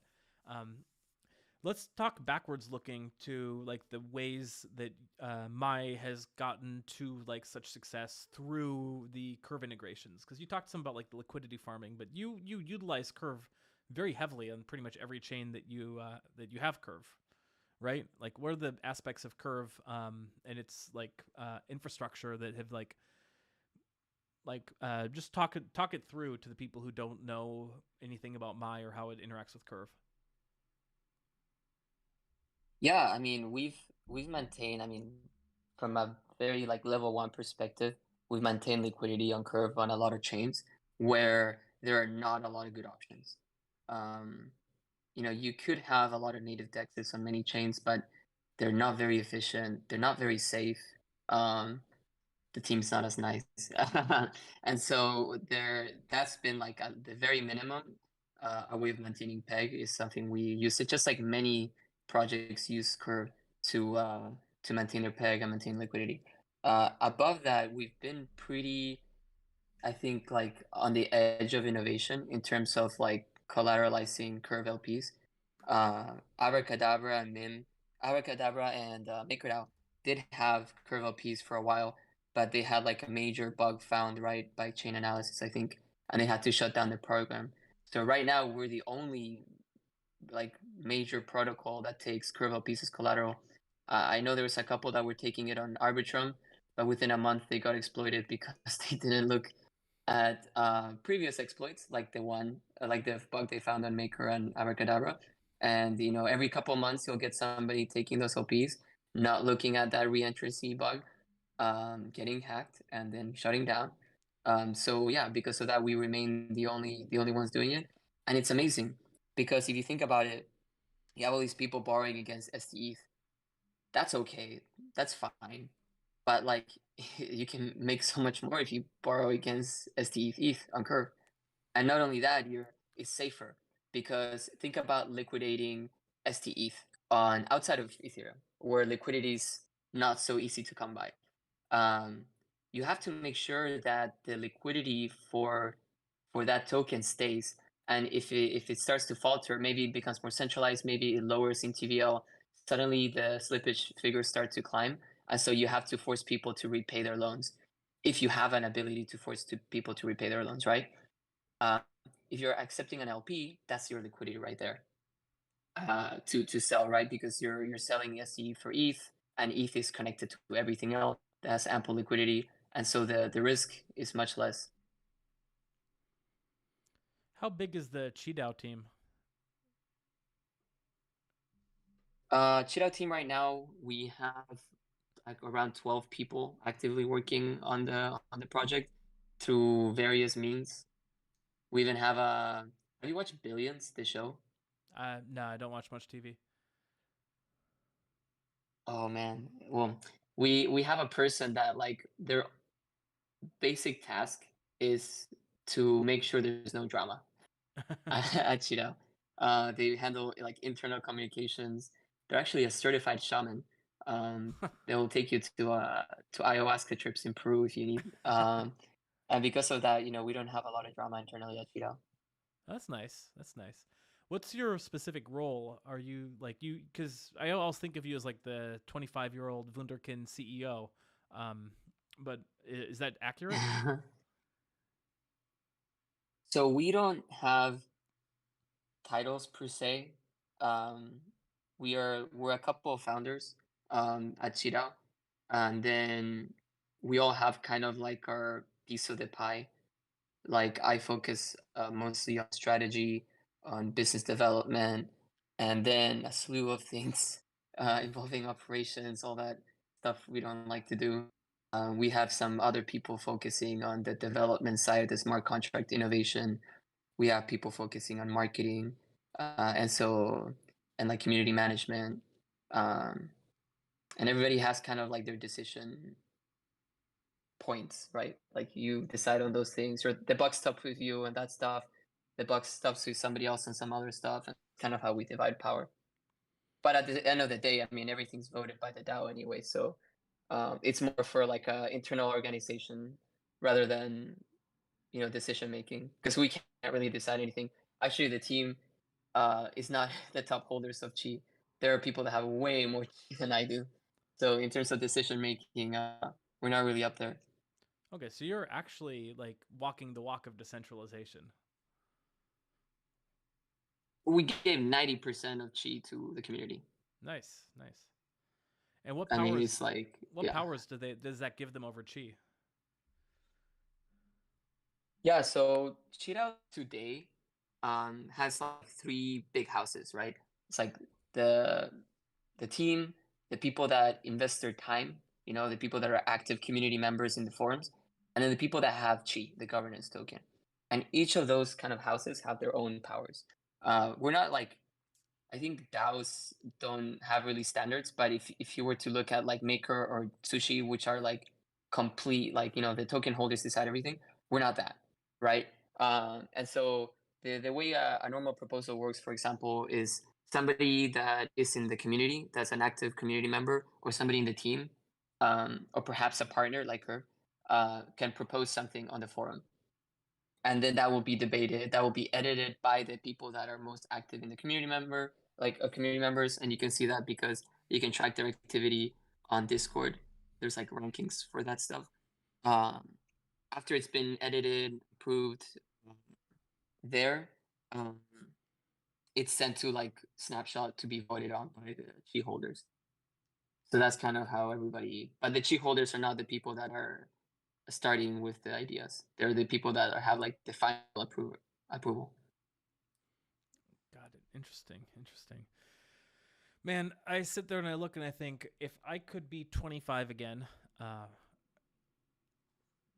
I'm 26, so that can't do that. If I could be 25 again and be traveling the world, going to all the major like Ethereum conferences, no house, no home, no anything, just like citizen of the world, while launching like a highly ethical and impressive protocol like this, I would do that in a heartbeat. Like I don't know, like if you realize, I try and tell other 25-year-olds I meet, like you should be more like this guy Benjamin I met in Argentina. Man, you're too nice. This is why I like the Curve team. You guys are really, really nice people. But to be honest, I mean, I worked at a bank. I I know did I didn't. M&A. I know, I haven't I even know what worked a at a bad bank. job feels like. That's what I'm saying. You're just nailing it. I mean, It's like, most 25-year-olds are just like going to the bar, getting drunk, and going home and watching like sports or something. hey, they're not mutually exclusive. I can still, I can True. still go to the bar and get drunk. That's true. No, I'm just saying, like, you're like really killing it in terms of like I don't know, just super bullish and optimistic on what you and the Cheat Out team are going to be doing. Um, So let's Yeah, we're very glad to have the opportunity to like be in crypto. I think it's like such a nice sandbox that allows people to build versus other industries, like for example AI, where it might be more capital intensive to build your own thing because of the servers costs and all that stuff. So it's definitely like a very good place for younger people with less capital to build something of worth. it's the dream of crypto, right? Like, like AI is a perfect example. Like, not anyone can just jump in and, make a world changing AI startup. But crypto, like, the promise is it's going to be this egalitarian place where good ideas and good code and good execution can rise to the top. And it's actually like walking the walk on that when I see things like this. When I see things like Pepe, like, it's not quite so. It doesn't, it doesn't quite feel like the planet deserves crypto. Um, but when I see things like Chi like slowly and steadily building, it's like so exciting. So let's kind of move to like some final like kind of like wrap up questions, if we can call it that. Um, like, where do you see crypto going in the next few years? Man, years is a hard question. I think I think there's a lot of merit to the technology that we have. So much merit because of the mere assumption that you don't have to trust people. And that's such a like an improvement from the internet that we have today. So I think crypto definitely has a big future, especially in the non-US, China, Russia world. Like everybody else that has to play ball, has to play the collaboration game because they can't do unilateral moves. I think in that world, crypto has a big future. DeFi, I think we are doing a lot of soul searching right now in DeFi. I think we're doing a lot of experimentation about you know one, what's the best models, but two, how can we actually help people, because if we're not helping people, I mean, no point in doing this at all. um I don't know. I don't know what will happen the next 5 years in crypto, but I do think that if we hold ourselves to building things that help people and focus on that rather than trying to get as much money as we can, I think we have a shot at making something special. Yeah. So, what are the kind of use cases of crypto that you think might emerge, if not DeFi? Because DeFi is like just an obvious one, right? Like, because there's the native value being built in, and where some of the other applications, like, I don't know, like you tell me, where like these applications and these non DeFi applications in crypto that you are like optimistic or bullish on? I think identity is like super interesting. Mhm. At Susalu, for example, we had a lot of people from Africa that couldn't come because of visa problems. Because, I mean, if you have an African passport, it's a pain to try to get visas everywhere. Oh And yeah. so maybe there's a future in which somehow we can use ZK technology to, prove who you are, in the sense of you're not a bad person that's going to harm my country, right? Like, because that's really what people care about when they're taking people into their country, right? Is this person going to harm the country? Are they a terrorist? Are they um, any number of things, right? Um, and sadly, the decision making is not done very well. It's kind of like this country is labeled bad, and like then everybody's screwed. Maybe there's like a better way of doing it with ZK technology. Um, That's and yeah, I interesting. mean the digitalization of the world. Uh, I think that's where something where crypto will definitely step in. Okay. You don't have a bank account, so how do you pay for all your world travels? It's amazing how crypto is everywhere. Um, like, I mean, I have credit cards at international banks that you can pay off with any off ramp. There's so many off ramping services that will allow you to send directly to a credit card, Interesting. and so you can pay off your stuff. Interesting. I didn't know that. I'm So I gonna. have that kind of like a setup. And Nice. if you want cash, so many opportunities to off ramp cash in many countries. Interesting. You just have to Interesting. make sure to like document everything well for tax reasons. Uh, but that's very doable. Right, but I imagine a hassle, and probably one one way that TradFi kind of offers like a slight advantage. Like as I just look at it, if I like was on Right. W2, I wouldn't hate taxes so much, but because I'm like yeah, because I'm like having to try and document like and try and comport with all these like very vague rules that are completely up to interpretation anyway. I just end up like spending hours upon hours on my taxes and getting driving me crazy. Um, but okay. Really, I actually like I studied finance, and for me, doing my taxes every year is like it's actually pretty fun. Like I do kind of reconciliation every month, and by the time I do my taxes, it takes me 30 minutes. And it's like, how efficient can I do my taxes? Like, obviously, you don't want to pay a lot, and how do you do that well? How do you So like set up your structures, your entities? And I think that's such an interesting subject. there are some fun parts to that. Like, so like just like some of the issues is like, was it in 2019? I paid my business's corporate taxes, and sent them a check, and it's fine. 3 years later, they come back and say, "Hey, that check we cashed, we never got it." So now the amount of hoops I have to like Oh, jump through to prove to them that the check that the U.S. Treasury deposited was deposited is like just like absurd. So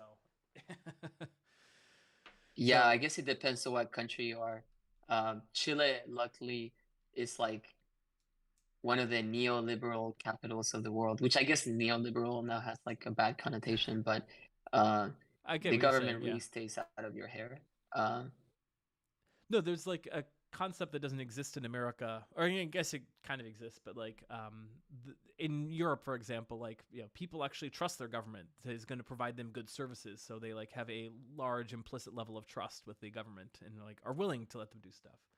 U.S. the services that we receive for our tax yeah, dollars are like really bad, except we get good bang for our buck in terms of like dropping bombs on people. yeah. Well, I'll tell you this: if I get arrested in any country for political reasons, I would want to be American because as much as I love Chile, I don't know if they're able to tell anything to like China, for example, because I don't think they have any leverage. No, no, no. There are definitely places where you don't want to be arrested. But let's just not get arrested anywhere. How about that? Like, let's stay on the up and up. You know what? That's a good idea. I can subscribe to that. All right, sold. Um, all right. Some questions I like to ask to people. Just because like I'm always curious to hear the answer, particularly from crypto people. Yes or no? We live in a simulation. Oof. I'll give it a 30%, 30, 40%. 30%. Okay. So you come in a lot lower. It's closer to like 60-70% of people like heavily involved in the tech crypto space seem to think we are. I I guess because I'm more of a finance guy than I am a tech guy. maybe. Well, it's actually pretty close, I think, even outside. It's just like most people seem to buy into it. Why don't you Yeah, necessarily I buy mean, into it? the arguments are pretty good. But you're 30-40%, Mm, so you'd bet against it. yeah, I bet against it because it's like one of those theories that are plausible, as in like the kind of like the strings tie, like the things match up. But it's like there's so many things like that that you can say. Even like for example, like a lot of religions, for example, plausible. If you say everything is outside of our purview, like there's no way we would be able to tell. I mean, there's so many other things you could say that would fit that kind of threshold, Yeah, yeah, if that that makes makes sense. sense. Like if I That makes tell you sense. there's like an omnipotent God and like you can't tell that he exists, but he exists, I'm like, oh, I mean, it could happen, right? Because we can't tell. So Mhm. it's hard to get me to pass 50% on that. Yeah, yeah. I mean, for my sake, like, if this is a simulation, how come it's so badly programmed? Yeah. Like, they'd have to get past better QA checks than this. Come on. I don't know. Like, For real, man. They wouldn't have given us Pepe token. yeah, exactly. It's just shoddy. Um, what's the other? AI is going to destroy the universe as we know it, or just the world as we know it. Yes or no? I don't think so. Yeah, most people are against that And one. it's funny, I actually. Mhm. Oh, go ahead. Yeah, actually, I got to meet a lot of AI doomers at Zuzalu, Mm-hmm. including like the founders of Skype, which is the most random thing that's ever happened to me. We were having like the Cheetah 2-year anniversary, and like these guys like crashed it, and they're like dancing better than anyone. And turns out they were the Skype founders. No way. And then we proceed to have a long conversation about AI. Yeah, and they think AI is gonna kill everybody. But I think it's way more likely that we kill each other before AI kills us. That is certainly true. Yeah, I don't see the point in worrying about AI killing each other when we're actively doing it to ourselves. Um, or like Exactly. the take I agree with is that we will use AI to help to enhance our process of killing each other or like do a better job of it. But it's not AI pulling the trigger in that case. It's us like using AI to like more efficiently kill each other. Like that one I can subscribe to. But like Right. a rogue super intelligent Yeah, AI. that's why I'm really in favor of like, yeah, I'm really in favor of like going to other planets. Like Elon Musk has been pushing. I think more people should push for that. Because if we do that, we're kind of like increasing our odds as a human race of like having more technology spread and be maintained. Because if you think about it, like so much of the information we have is digitized that like the chances we lose all this like technology that we've accumulated are very high. And so I think, interplanetary travel is going to be very important.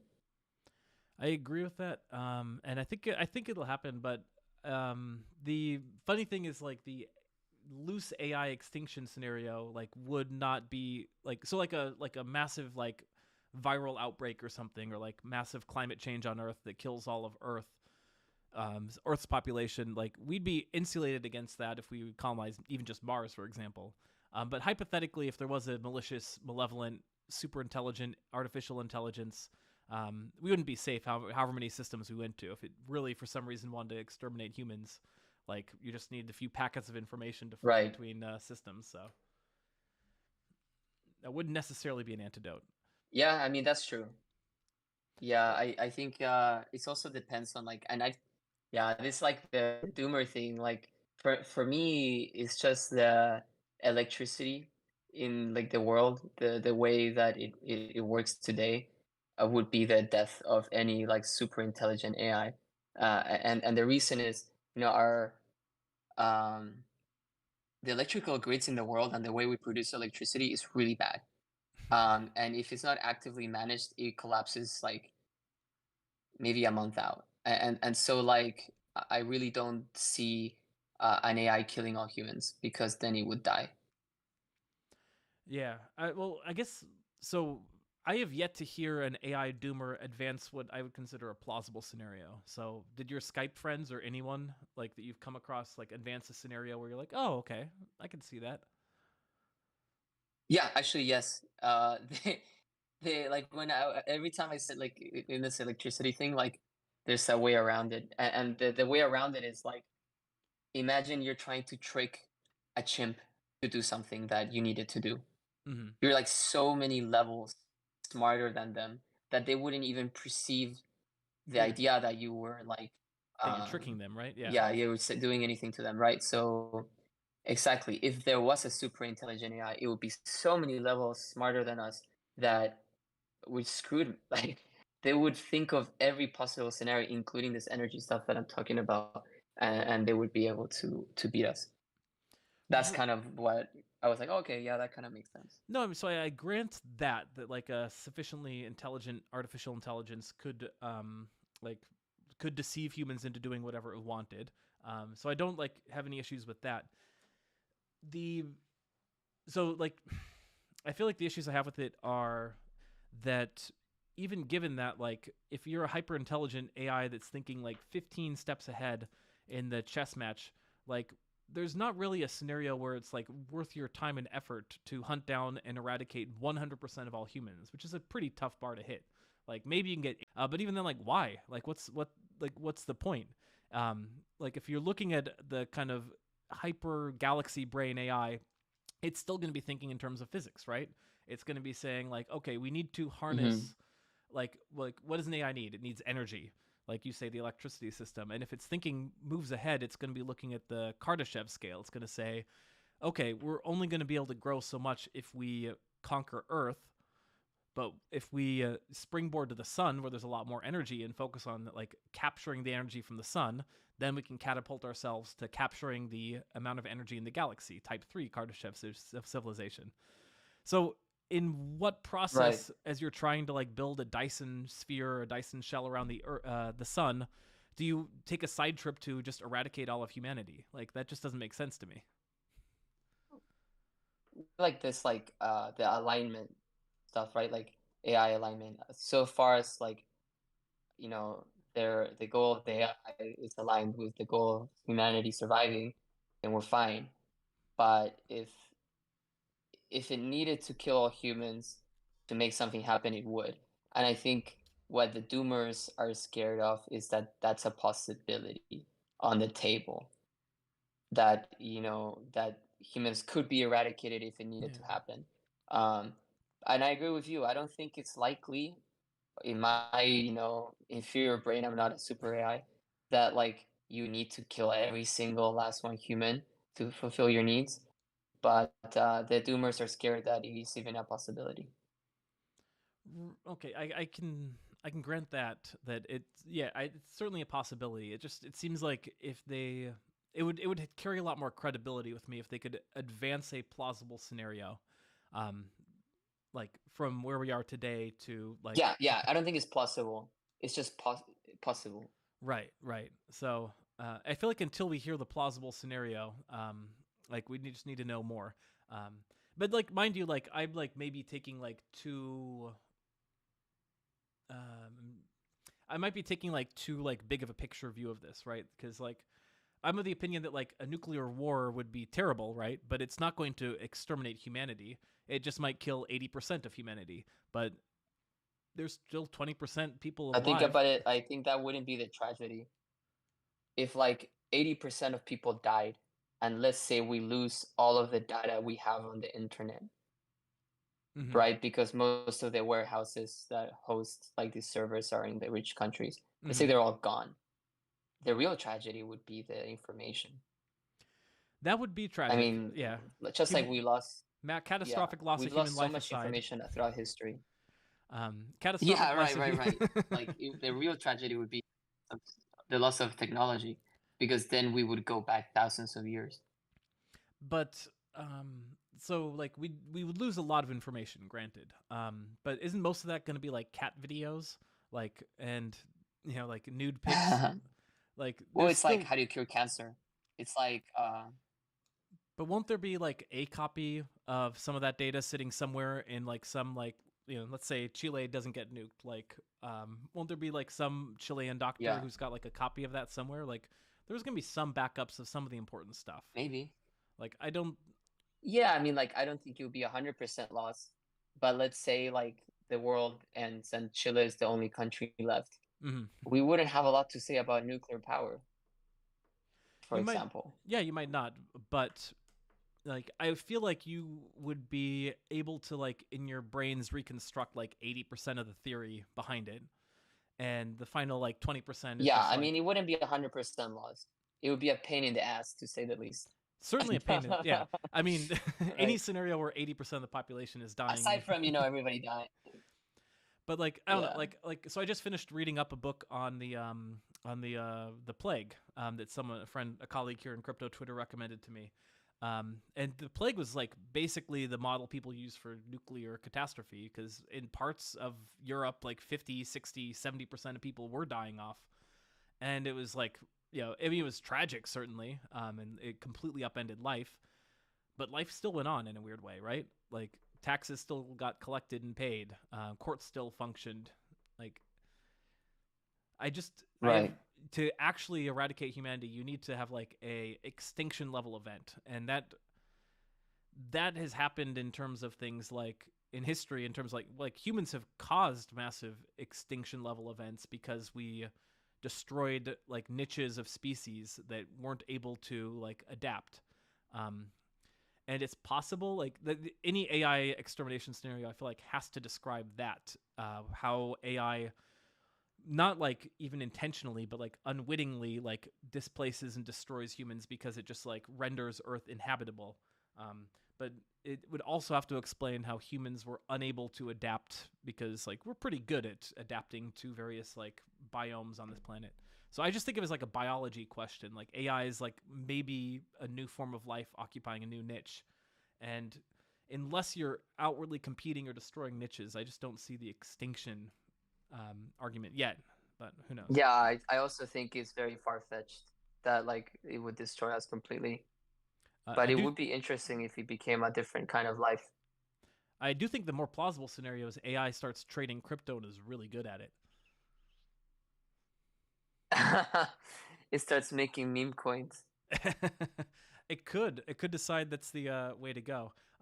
I feel like it's impossible to tell because I basically use OpenAI, and it's nerfed so badly for a user like me that I can't really get into like these kind of like doomsday scenarios without it triggering content warnings. Mm. Yeah, I mean, I like AI, man. I use it for everything.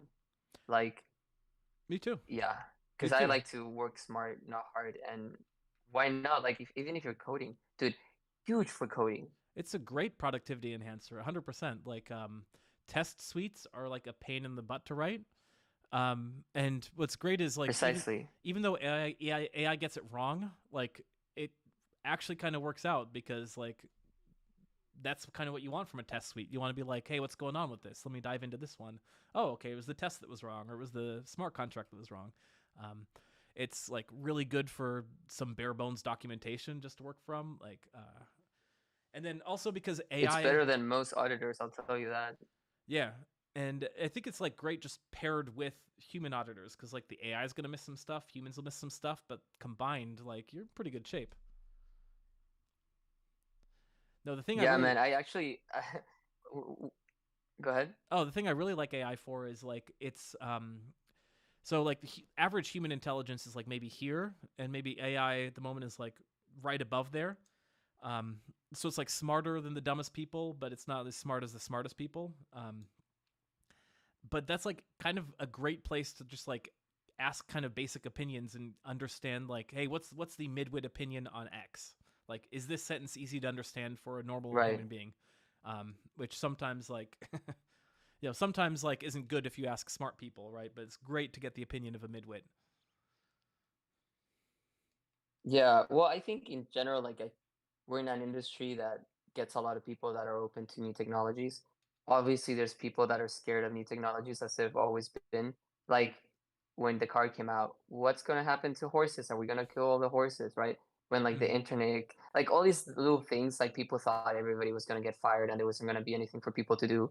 But like we invent new things to do, right? Like now there's going to be like ChatGPT prompters. It's like a whole like job description now, right? Like people that like train on how to get answers from ChatGPT.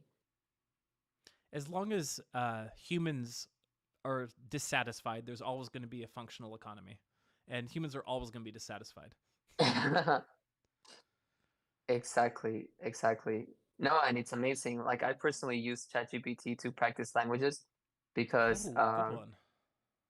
a lot of the times when I'm practicing a language, like there's like at least 10 categories that I've identified for languages, right? Like recollection, stuff like that. And one of them is like practicing texting people. And it's very hard when you're having a conversation with yourself to expand your abilities because you're just talking to yourself. I mean, it's also weird to talk to yourself. But if you're talking to ChatGPT, you get that like real sense that you're talking to somebody else, and they may say words you don't know, and it's amazing. So that's kind of how I use it. That's a good one. I gotta have to play with that one. Huh, man, so much good stuff. So much good stuff. Yeah, it beats Duolingo, man, but it doesn't have the gamification. You know, the gamification is like the thing that's turning me off Duolingo. So I like Wait, it's turning you off? yeah. So I understand that like they're a company, they're publicly traded, they need to get users, and to get users you need to get people who like maybe weren't good in school or didn't like learning, but like games, right? So they're doing very good on that front in terms of like getting people on board. But I don't have that problem, right? Like I don't need reminders to do it every day. I don't need so I always liked it as like a tool which I could like use to be like, okay, like given the like suite of services they offer, I'm gonna do this, this, and that, and then I'll do this, and then if I have time, I'll do this, this, and that. But the way that they gamify it tries to push me away from those behaviors into very arbitrary behaviors on their side, which Like you continue on to this thing because this is like the track we have you on, as opposed to like, yeah, because it's supposed to be like the easy thing that like, yeah, 5 people that minutes. don't want to spend so much brain power planning it out, right? Okay, so the thing that really drives me crazy is like so one of the first languages I started learning on it was Mandarin Chinese, and they're like so they used to be the case that they had like 5 levels per lesson in Duolingo, right? Like the easy, medium, hard, and it just gets tougher as you get to the level 5. And those level 5 lessons, especially for Mandarin Chinese, were great because it would actually have it would have the capability of having you like write the phrases that you've been spending all this time learning.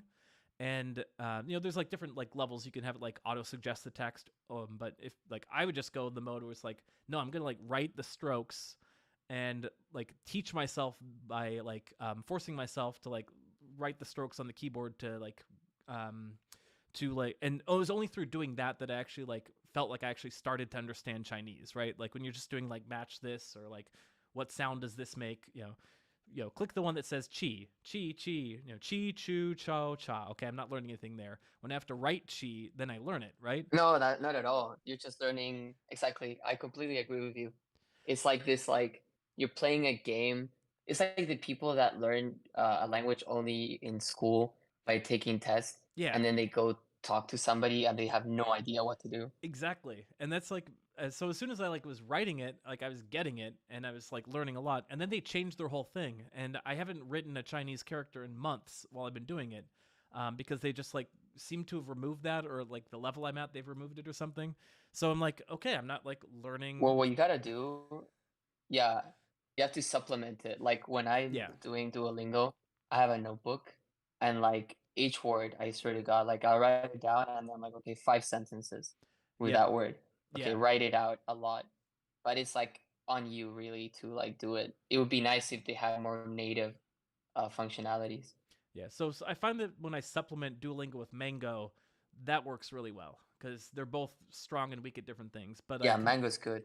I'm completely missing out on the like the like I miss the drawing the characters in Duolingo, and I haven't found a replacement for it. Short of like you say, like doing it yourself, I guess. I haven't found a technology replacement because I'm like plugged into the matrix mostly at this point. Yeah, Whereas Mango doesn't have the I'm the gamification, crazy guy that. Oh, no. but it works better for me because I'm just like that kind of person. But the moral of capitalism is you should never design a product for me because you're going to go out of business if you're building for me. Oh no. I don't know. I mean, Curve has done pretty well. That's true. That's true. But I don't think Curve's built for me necessarily. Like Curve is built for those whales. No. Yeah, and they're doing pretty well. And they're doing good. They're doing very good. No, Curve is like bespoke for whales, because for trading, it's got like the lowest slippage and you don't care about gas. But if you're a poor person like me, like I probably should be Hmm. using like, well, now that TriCryptoNG's out, like I should, transactions are going to get cheaper gas wise. So the Curve's competitive, but like, Oh, really? yeah, Yeah, I've that's a always big one. noticed that Curve is a little bit more expensive. But I don't transact on Ethereum because I'm not rich like you, so I I I'm wouldn't not, know. I'm not rich either. Like I make like one transaction per month after I save up. Oh no. Yeah, I just don't like to transact there because it's expensive, but there's so many cool projects there. Yeah, yeah. But I get still like much more respect, I think, for the promise of what you're doing, which is like building out the side chains to save the world. So, all right. We'll see what happens. I think, that's something that we always think about, like, does the average person in Bolivia, like, what use do they have, and how, like, would that even come, like, would Cheetah help at all with anything they ever have needs for? Ha- That's like a lot of thought experiments that we usually take yeah. Have you talked into with account. Reserve Protocol? Yeah, yeah, they're doing like CDP as a service now, right?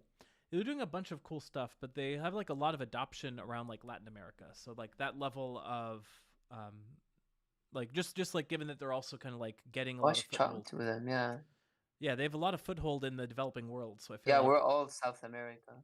So I feel like there might be Yeah, some natural like similar tie-ins between vibes. the two of you. 100%. Yeah, we should talk to them.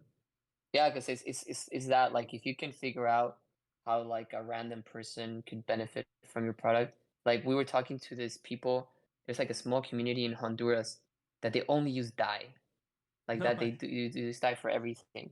Um, and it's like it works for them. And there's like a real good use case because there's no other banking applications there at all, and dye is good because it's decentralized. We're gonna help them out because you know we can provide cashback, and we actually make money from them holding my and using my, and so we can provide cashback in a way that's sustainable. Oh, that's really cool. But we're not gonna call it cashback because I don't think the lawyers would be happy. But probably some sort of reward, like loyalty system. That's really cool. That's really cool. Benjamin, I've chewed up so much of your time. I know it's super late in Vietnam. Any parting words of wisdom or anything you'd like to share that we haven't talked about in the last few hours? Nothing. Just thank you so much for having us, and I think it's awesome that Curve, which has a stable coin, and Mida have a stable coin, we can have such good relationships and talk about all these subjects openly. I think that's what I love about crypto. It's like this collaborative spirit that we have. I really hope we can keep it on as we get more and more adoption. Yeah, let's hope we don't eat each other in the bear market, right? Yeah. All right, friends, it is Friday, June 2nd. Thank you all for joining us. Make sure to follow, like this if you're listening to it on YouTube.